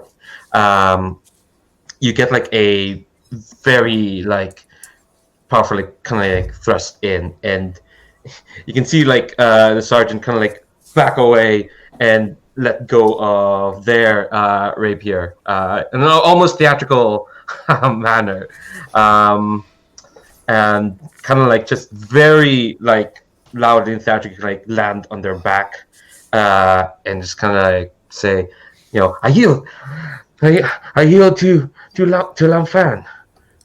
Right, and I wipe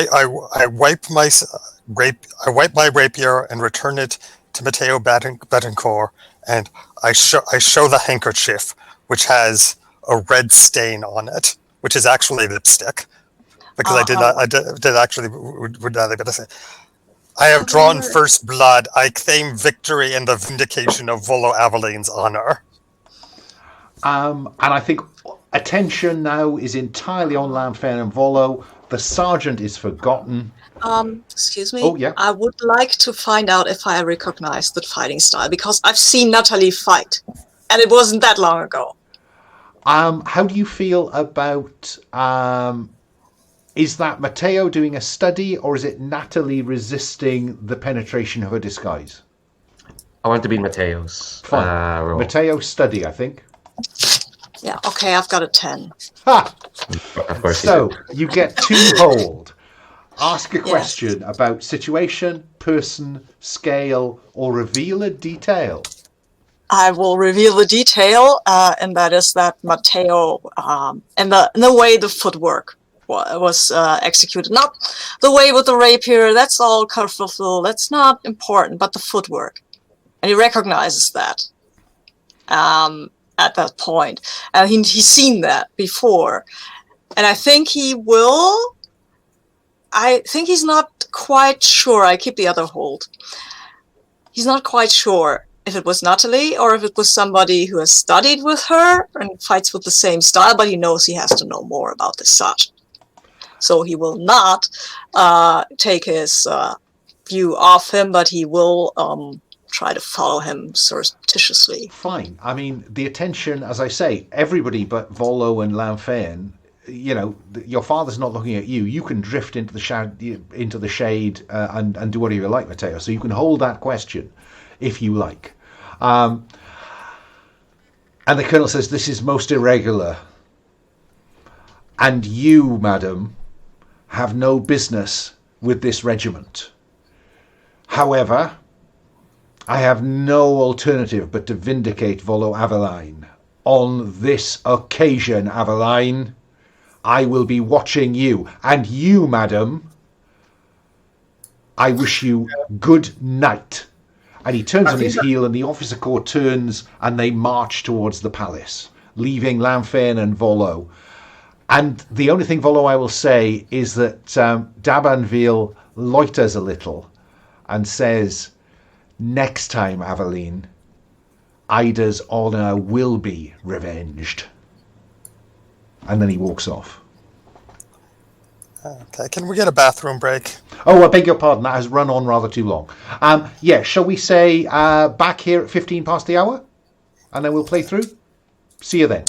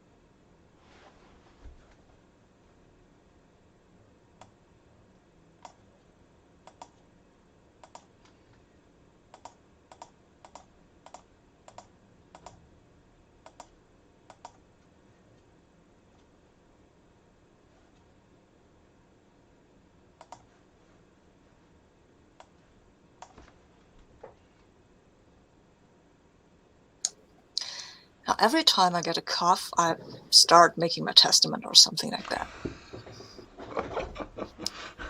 And start taking my temperature because I might be sick. I don't think you're coughing enough.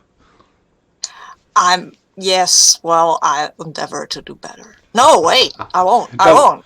No. I will stop coughing. I want you to cough less well.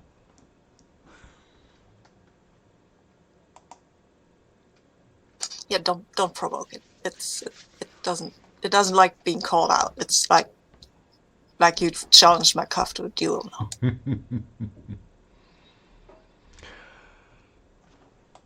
now.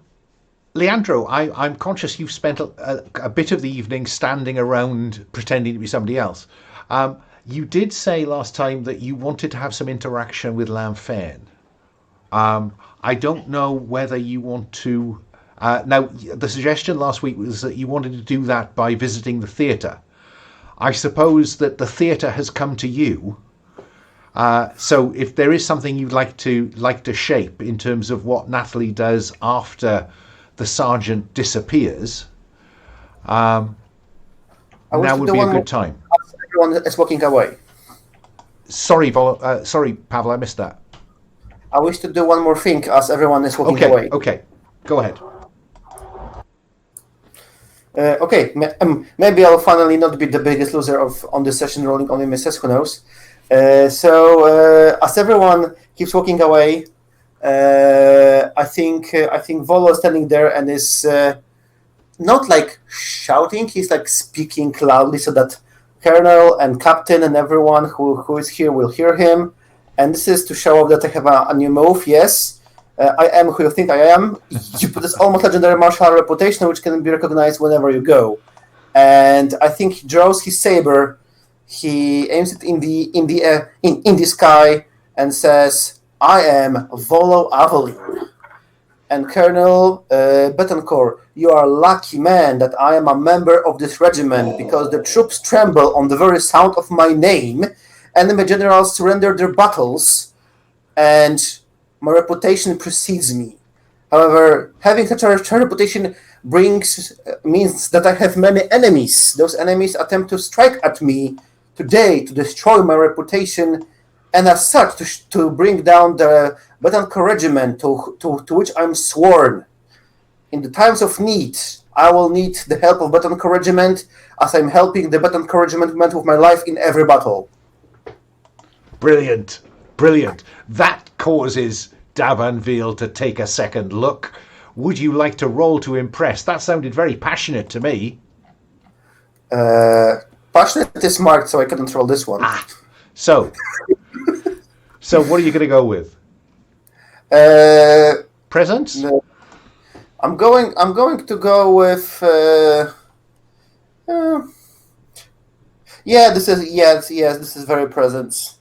And since I'm impressing, I'm taking +1 from my new move, but I think because the Arbon will reveal to me that this was a plot to avenge Ida's reputation, I think I'm going to accept -2 for acting against my villain, my nemesis. Now your nemesis is actually Simone. D'Abanville is just the pawn in this. But it's her scheme, so I don't know if it applies. No, I'm not. I'm going to make you sweat that one. No.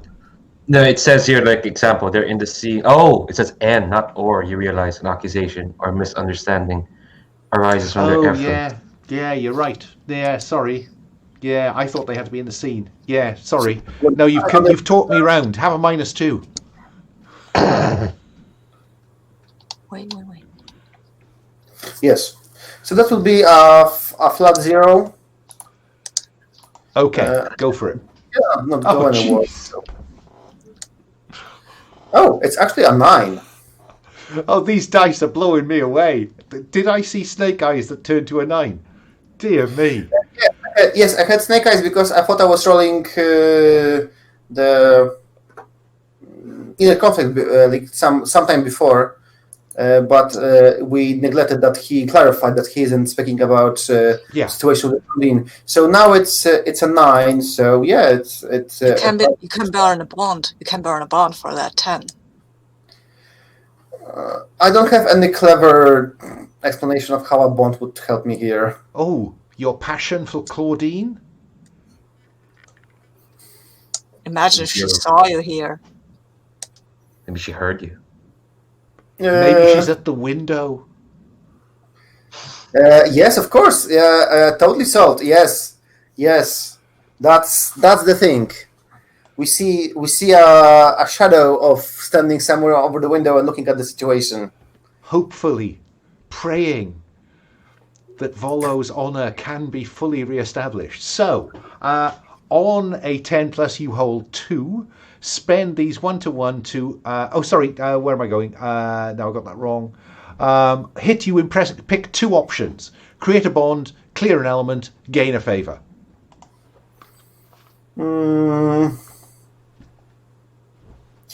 I think I'm going to create a bond with the Cardinal and clear a condition. Okay. So you're going to clear... Which one's marked? Is it fire?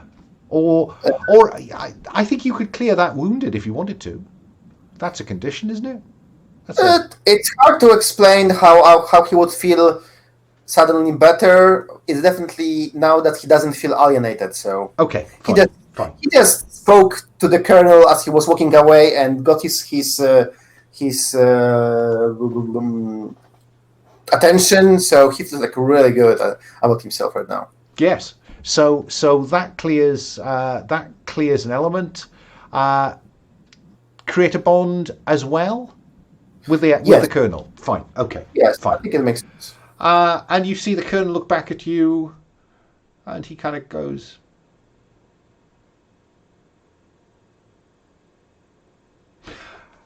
"Cut to Nathalie, I think." I think at this point the sergeant's been forgotten. Should I roll to follow her or the sergeant? Because I'm trying to do that. You've got one question that you held. Yes. That question could be, where did the sergeant go? Oh yeah, that I'll spend my hold for that. Yeah, then we cut to the chase. Or I might spend it for what's the sergeant really up to. Fine. So in order to do that, you'd have to follow him. Nathalie, what do we see Mateo see? I think the sergeant kind of like goes into the palace, almost like passes through the throng of where the king and the courtiers or the admirers are, and almost like Mateo's trying to follow and just keep the sergeant in view until you reach one end of this hall to the other and see sergeant's nowhere to be seen. Almost you see there's a bunch of doors, there's a bunch of rooms on this side, but I think if you go into one of the hallways and you go through the rooms, sergeant's nowhere to be seen. But when you come out of the hall, oh my gosh, look, there's Nathalie. Just over there. A bit of a ways away. It looks like she's talking to someone. I think I will roll for inner conflict now. Because this can't be. That can be right? That can have been Nathalie, can it? Oh wow, I've rolled an 11. Damn. I really wanted to fail this one. What's the stake in this roll? What's the stake? The element? I think that would have been... what's at stake? Because... What's at stake is that would I go and confront her, or would I run away, or what would I do? Would I just blurt out in my passion that I know what was going on, which I don't, or would I just run away and try to get the whole scene out of my mind, or would I keep myself actually together and observe for once instead of talking with my mouth at everything? I think the dice seem to think that I should maybe stay and do the thinking thing, and I will. Because certainly your Nathalie is being revealed as a much more complicated individual than you initially believed. So Nathalie, who does Mateo see you speaking to? The woman, I don't think he knows anything about her. I don't know if he's ever met Simone or anything. And I think when like Nathalie emerges near Simone's side, I think Nathalie says, "Oh, that didn't really work out, didn't it?" It didn't. But I appreciate your trying. How did that woman get involved in all this? Oh, Lanfern? Well, the problem is, you dangle a piece of drama in front of her, of course she has to be a part of it. It's kind of like her MO. Did you see the way she was looking at the actress, the other actress?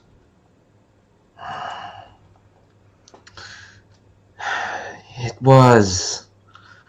Well, if truth can color fiction, that was less of a dab of paint and more a bucketful.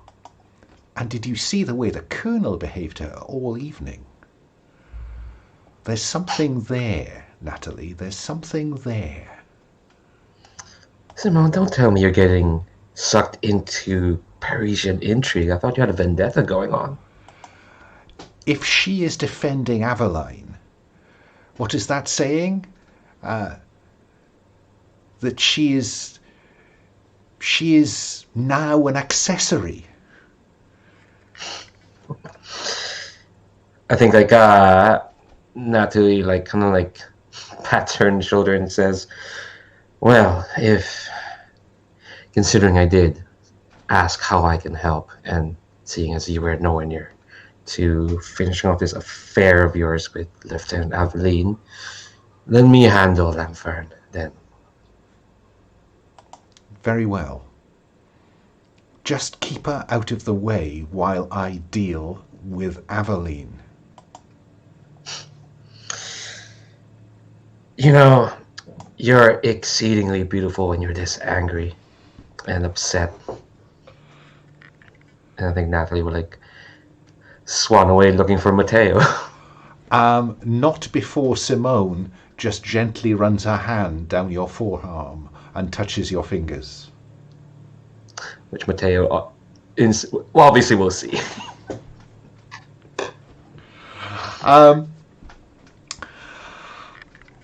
I wasn't expecting to spend this much time at Versailles, but is there anything that anybody wants to do before the end of this evening's entertainments? If Mateo wants to seek out Emily, I have an idea for how we could stage that. I think, yeah. I mean, he wants to seek out Emily, but his mind is with Nathalie at this point. And yeah, that's a perfect place to go into a kind of this kind of tete-a-tete. So right. But Okay. I think he will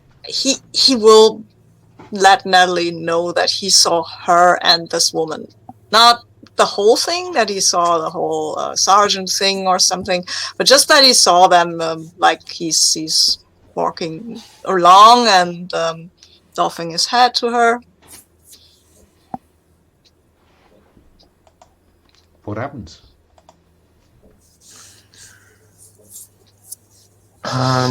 Ooh. He's not trying to get to her, to speak to her or anything. It's just like, I've seen you, I'm going over there now, because I mean, he to his thinking, if she can kiss another girl, he can kiss another girl as well, right? That's fair. That's that kind of marriage to be. That's okay then. There was tentative patting of each other's arms and arm area. Well, okay, I will only pat Emily's arm. Which in open society is tantamount to seduction. Mm-hmm. It was very intimate. Yeah, well, Mateo's from Spain. They don't understand how to behave in proper society. That's true. Yeah, I think like Nathalie will like kind of like almost like make a motion to like go to Mateo, but given that he's off, it seems like he's off going somewhere else. Mm-hmm. I think just let him go. Last we'll see like of her for this session. It's like just kind of like a quizzical sort of Piercing. I need to figure that guy out. Look. Yeah, So neither has what Mateo figured anyone out. does Lanfern have in mind then?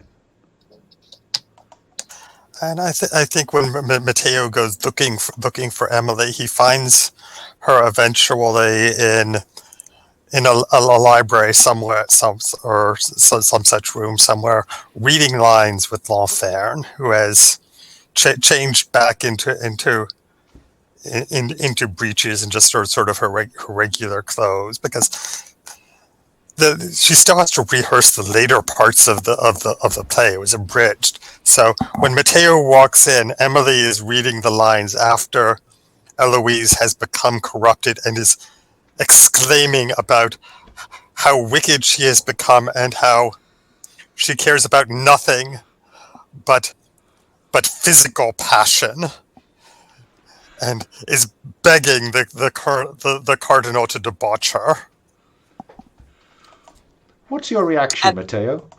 Is this obviously that these are lines from a play, or does he think? I think Emily is not that good an actor.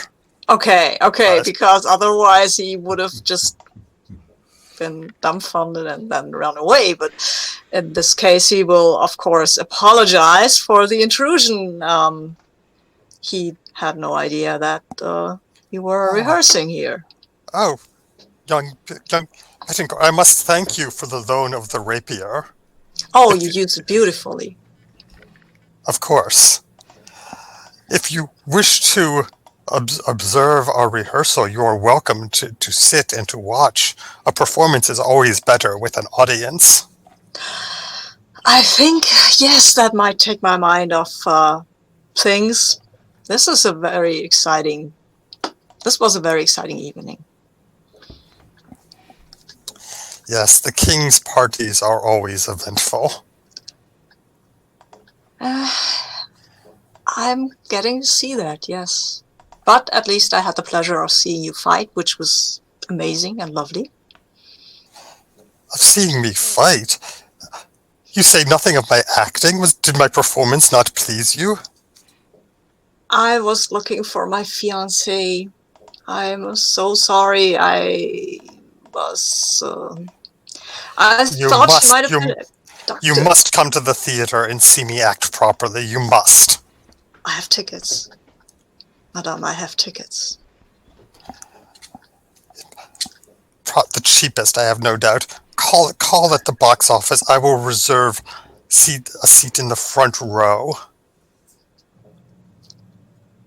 Well, thank you. Yes, I will come. Was that comfort and support? Yeah, actually, I think that's fair. That's I'll say medal.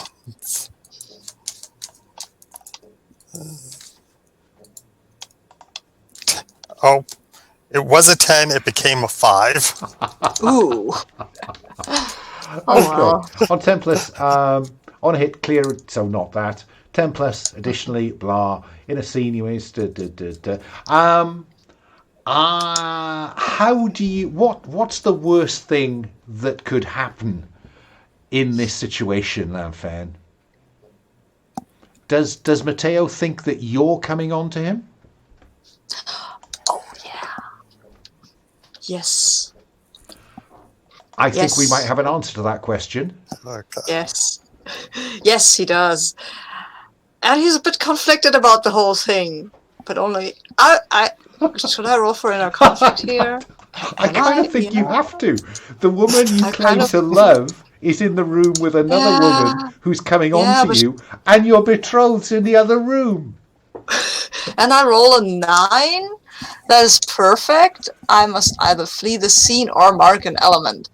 I will, at this point, become quite flustered and say, I remember I have to be with my fiancée. She seems to be back and I totally forgot about her. Please excuse me. I will soon come to the theater. And off he goes. Volo. And he's got and he's taken he's gotten quite a bit of color, and I think you understand that he thought that you were trying to come on to him. He thought, you thought, she thought, they thought. Volo, do we want to see any more of you this episode? I thought about leading Mateo to the secret meeting with Emily, but I'm not sure if it makes sense right now. I think that ship has sailed, to be honest. I did sailed. wonder whether you wanted to have some of the enlisted men showing their support to you.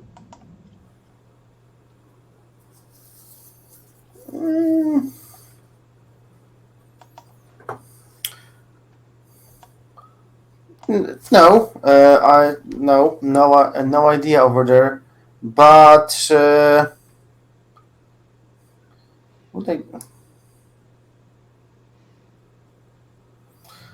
I was so into the last scene, I have forgot to think about what I want to do. Well, look, no, I simply wanted to give you, we're not far from time. I just didn't want to close us down until I offered you the chance to do something if there was something you actively wanted to do.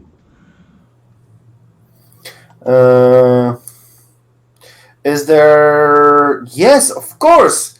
There is like the big dance, or I don't know, whatever dance is coming up, and the troupe is playing, and Volo is there, and he obviously is trying to muster courage to ask Claudine for a dance, because yes, that's of course.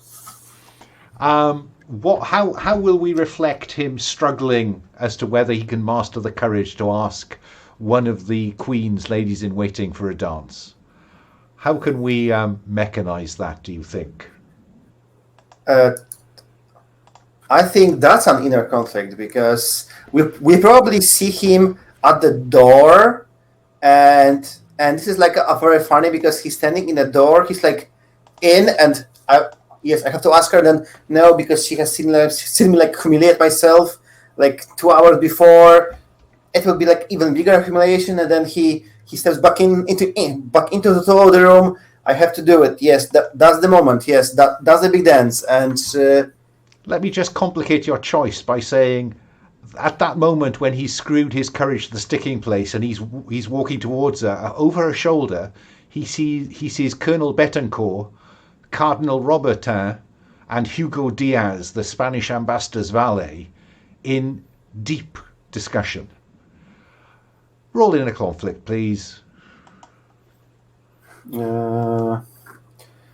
That's of course a passion. So yeah, let's.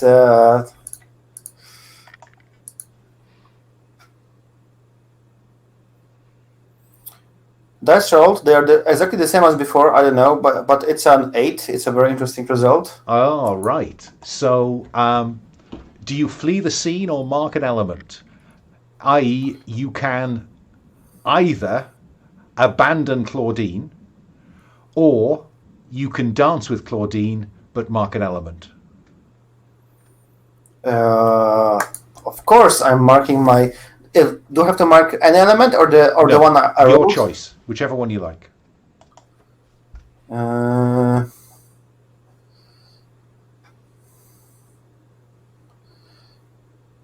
like to keep my fire because it's a very funny thing to roll. I imagine at the start of the next session, I will offer all of you a chance for a montage to try and clear an element. I'm going to mark wood, because he had to like subdue his curiosity of like standing and listening in on the conversation between all the VIPs, and he comes and he masters the courage. He approaches the Claudine, and he says, "Mademoiselle, shall we dance? It's a very lively music that the band is playing right now." And she curtsies politely and takes your hand. You're muted. Oh, I'm muted. Damn. I was really on form then. She curtsies, offers you her hand, and you are swallowed by the swirling dancers. Yes.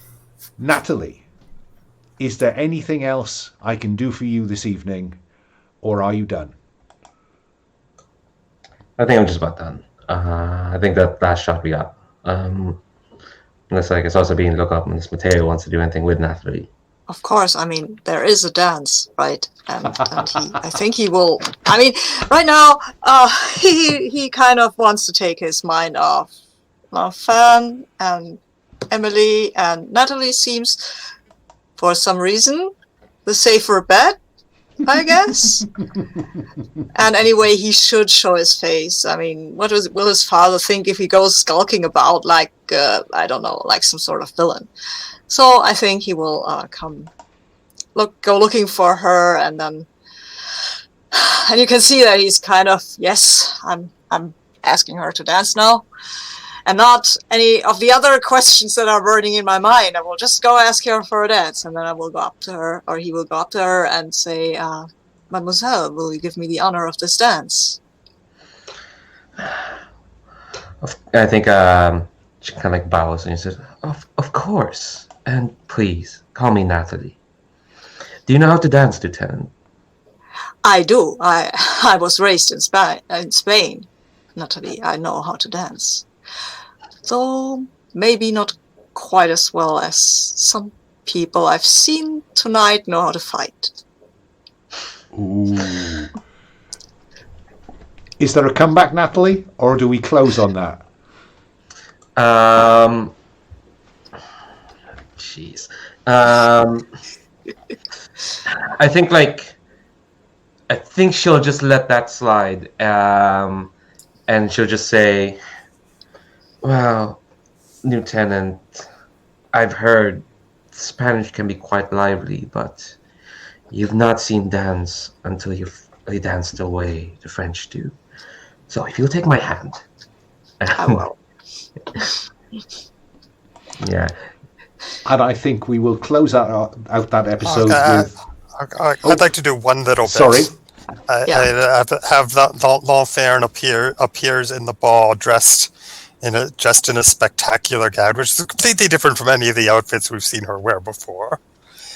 And she is wearing a locket around her neck, which is not inexpensive, but it's cheaper than most of the jewelry she's seen wearing, and it has the Betancourt coat of arms on it. And I think Colonel Betancourt will see this and react very angrily. Do you want to play that scene? Because I'm struggling a bit with how he can behave angrily in this context. I mean, he may not necessarily behave angrily, but react angrily. Oh, yeah. Okay. What I've got in mind is that when Nathalie and Mateo go into the dance, the camera angle switches, so we're looking down, and we're seeing these intricate patterns being danced. And then out from a door in the center of the wall emerges L'Enfer, and the camera sweeps down past the Colonel, where we can see on his sash the Betancourt coat of arms, and we zoom in on L'Enfer. We see the locket, the camera sweeps around behind her, and he is looking absolutely angry. Close the episode? Sure. Okay. Oh, dearie me. As I say, I did not plan for us to spend all night at Versailles. This is a two-parter. Versailles 1, Versailles 2. Okay, I'd like to have a quick stars and wishes, please, if you would indulge me. Can I start at... let's start at Pavel's end of the character keeper. Pavel, any stars? There were so many. The duel between the characters, it was very, very nicely played and described. I really love how intense the scene we had with Volo being accused and with everyone being there performing some role, and we switched angles over there. I really like how Mateo played with Volo. We met. Mateo extorted some information from Volo. it was it was really awesome today. Yeah, a lot went on. Moving across, Sabine, any stars? Oh, well, quite a lot of stars. I mean, I love the way that Volo just built out information, because that moves the plot forward so beautifully. And also, I really like to have Volo and Mateo to be friends, actually, because I think that's cool. And I think Mateo kind of likes Volo. He doesn't know yet why, but well. And I loved L'Enfant and her upstaging Victoire. That was, that was great. To have her appear as the Cardinal, that was great. And Nathalie, I really liked the way you got, oh, and now I'm a sergeant, and now I'm challenged to a duel. Yay! That was great. I loved that. Alun, I loved the way you just let all of us do our stuff and edit and pointed and prodded at us until we rolled some stuff, which was lovely. And yeah, that's my stars. Do I have to do wishes now? Or No, I'll come back round for wishes. Leandro, any stars? I've got a galaxy full of them, but to keep it brief, my main one is Volo's arc from this session, from that botched impress at the start, being all I took care of all those guards, people being like, he's a bit vulgar, this one, to the end being like, I'm bloody someone who should be respected, being tarred with all these accusations. I've had enough. I am who I am. Just that nice contrast. And yeah, going from Claudine at the start being like, oh no, he's making a fool of himself, to at the end being like, oh my god, he's the coolest. That's kind of my fave bit of this entire session. I think I'll keep a star, just one star, because I can just keep going about everyone else. Okay, thank you. Stephen, any stars? I mean, definitely a star to Nathalie for her disguise. That was wonderful, and I loved our duel too. It's like I had so much fun with L'Enfant this session. I mean, that session I was kind of passive at Versailles, but once I managed to pull off my coup on stage, she just got wilder and wilder, and it was a delight. I loved every opportunity I had for high drama, and everybody else was escalating the drama in so many ways, just creating these tense situations that L'Enfant could just swerve into. was such a delight. Yeah, there was a sense in which it was almost like L'Enfant was photobombing. Volo's in trouble. I know. Yes, that is absolutely 100%. The king is unhappy. I know. Yeah, drama was high. So yeah, my stars would be Steve. Drama was high, capital I. Leandro, I thought Nathalie. I didn't think that Nathalie was going to give evidence as the sergeant. I thought Nathalie would just say, "Oh, I saw him too." That really threw me. Pavel, thank you for kind of going with that flow, because I think we saw it was just delightful that you happened to get a move right at the right point to go from zero to hero across that episode. So that was great. Thank you for that. And Sabine, Mateo, this is a young man who may want to go back to Spain soon. This is just really a complicated life, this Paris business. I think you're playing that naive young man in town beautifully. So that was great. And I think that was a real ensemble performance, guys. That was very impressive. Thank you. Let me go back round for wishes. Pavel, wishes for next time.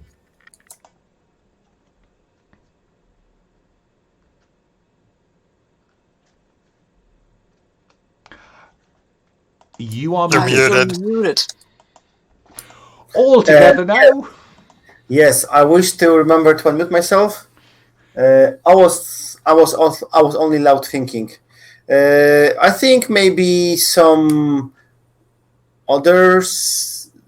I think I'm thinking about some action scene, like some action scene.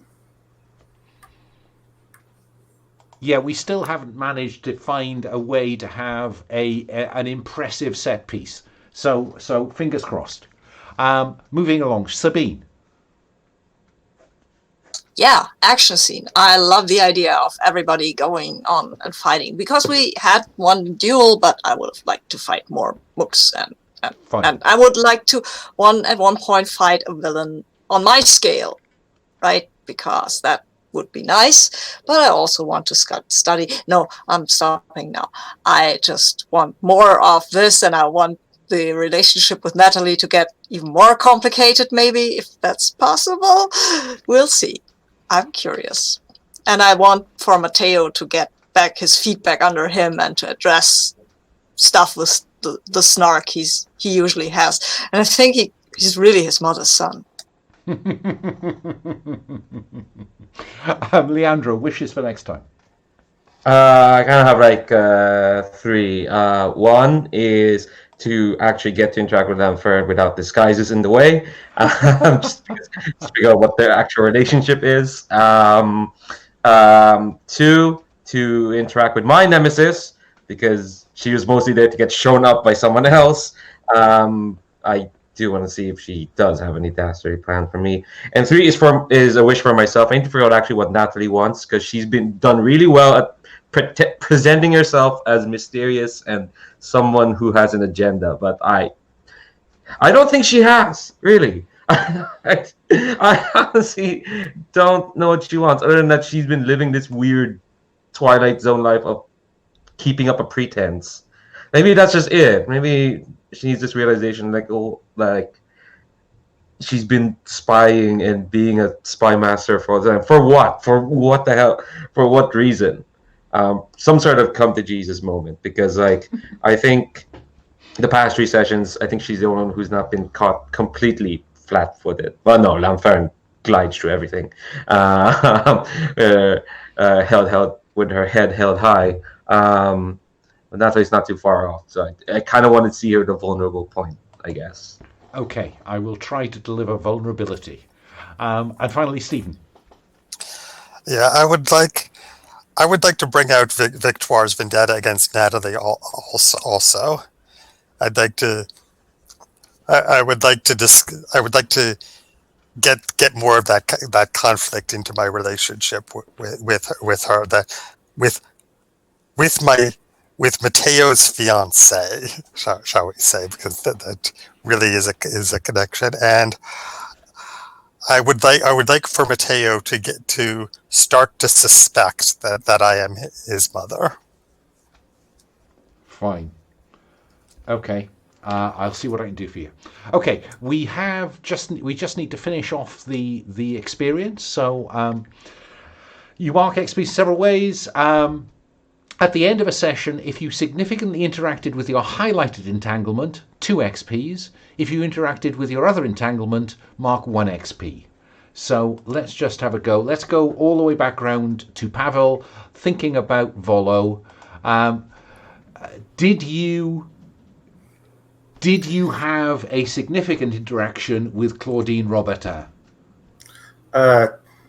Volo was making an intense clown of himself to impress her, and then he was showing himself as a good swordman to impress her, and he was also helping Lowell with fulfilling his part of the bargain. So I think yes. I think I might agree with you. I think about Nathalie, I completely spilled the beans to Mateo about her. I think it's some involvement. Oh yeah, no, I absolutely think that's true. I think that's another XP for the stuff about what was. Yeah, no question. And moving on, Sabine. And with the help of my friends, I managed to thwart my nemesis, so that's additional experience. Oh, you did? Yes, I beg your pardon. You did. So you get an additional experience point. One more. More like my friends did, but I was there. Yeah. They helped me. This is If what you having hadn't friends. been there, they wouldn't have been thwarted. Mateo. My father, Colonel Isidore Betancourt, knows Lanfern, and I will find out if she knew my mother. Well, I try to get it from Volo. You did. And then and I'm also promised to Nathalie, and that I feel that was kind of a bit. Yeah, of course I interacted with that. Yeah. I didn't report anything of my nemesis, but I might have tried, but I failed my role, so I didn't. So I think that is 3 for you. Yeah. Keeping going, Leandro. Nathalie stole something precious from Charles de Vay, blamed Lanfern. Nah, I didn't know. I kept trying to find a way for you to confront Charles de Vray, but it just didn't happen. Yeah, you were always disguised as somebody else at the time. Yeah, I found out that I should have done my spy move on him while he was being after the performance, but c'est la vie. It is what it is. Natural play. But I think we definitely hit the romantic one. There. Yeah. Yeah. Absolutely. And then Stephen, did Lanfern, I know the truth, but I am bound by a promise to Isidore Betancourt not to reveal it. I don't think I significantly interacted with that. Do you not think those consistent angry looks, he knows, you know, he knows you're in the same room as Mateo? I tried to hint at it at the end, but I don't think it was significant. Okay. I don't, I'm a pushover.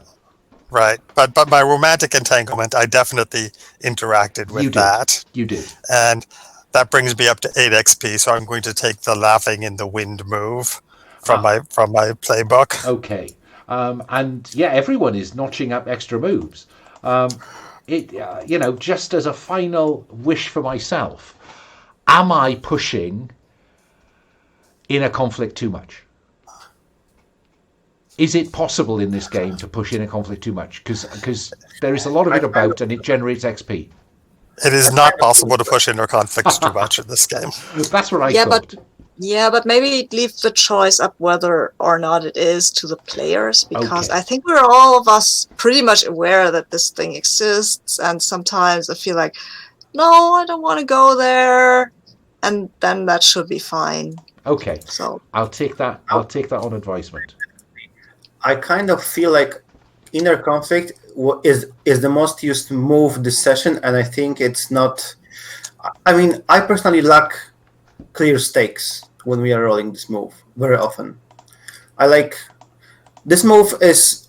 I'm beginning to think it's badly written. I think that it should have a statement of state what is going to happen or like what's at stake, because we roll the dice and then what, and then we interpret the result. There should be like clear statement, like we are rolling because do you spill the beans? Do you do something else? And then we have a clear answer, and we just roll it, and we then why. I don't think that's the way the move is supposed to work, to have clear stakes. This is more like a, hey, I am conflicted here. I will either do E or B, A or B, and then the dice, they give you kind of a nudge, but I feel they're open to interpretation. I actually like that, because that helps me to figure out what my character really wants. Yeah, I mean, I feel like the stakes of inner conflict are that if you fail the inner conflict roll, then something bad happens, and if you get a weak hit, if you get a weak hit, then it strikes home, and you're struggling, and it takes a full success to really keep it together. That's the problem. I often don't know why we are rolling, what does keeping together means. Because I feel like we only really sometimes roll the move to see if you don't have to flee the scene. Right. And that is the point of the move. Basically, it's that if you're in an emotionally charged situation, you have to roll to keep it together. So if you like, 10 plus make your choice. 7 to 9. Oh, 7 to 9. You have some stuff forced on you, or you run away. And now, what run away means may be different, but I think it's written to be to empower the player. But the truth is here, if you don't feel that this is actually an inner conflict where you need the dice, then you shouldn't roll for it. That's the next thing. If you think, okay, I want to spill the beans now. No, I'm not really conflicted about that. If you're saying, hey, I don't know, she's my friend, but he's nice. I don't know, I'll roll it, and then we'll see what happens, because I don't know where my character will go next. Yeah, it's like if you don't feel that, don't roll it. I mean, if you as a player want to spill the beans, that's different from do you as a character want to spill the beans, which is different from will you as a character feel like you're betraying somebody's trust by spilling the beans. So I think probably I need to use it with a lighter touch. But look, I tell you what, I've got it. We aren't almost at time. I just want to throw one last comment. I really enjoyed how you reminded me that I can roll it in few situations with Volo. I really liked it because I haven't thought about it, and it was a very good solution this few times. So toward Volo, it was a very good use. Okay.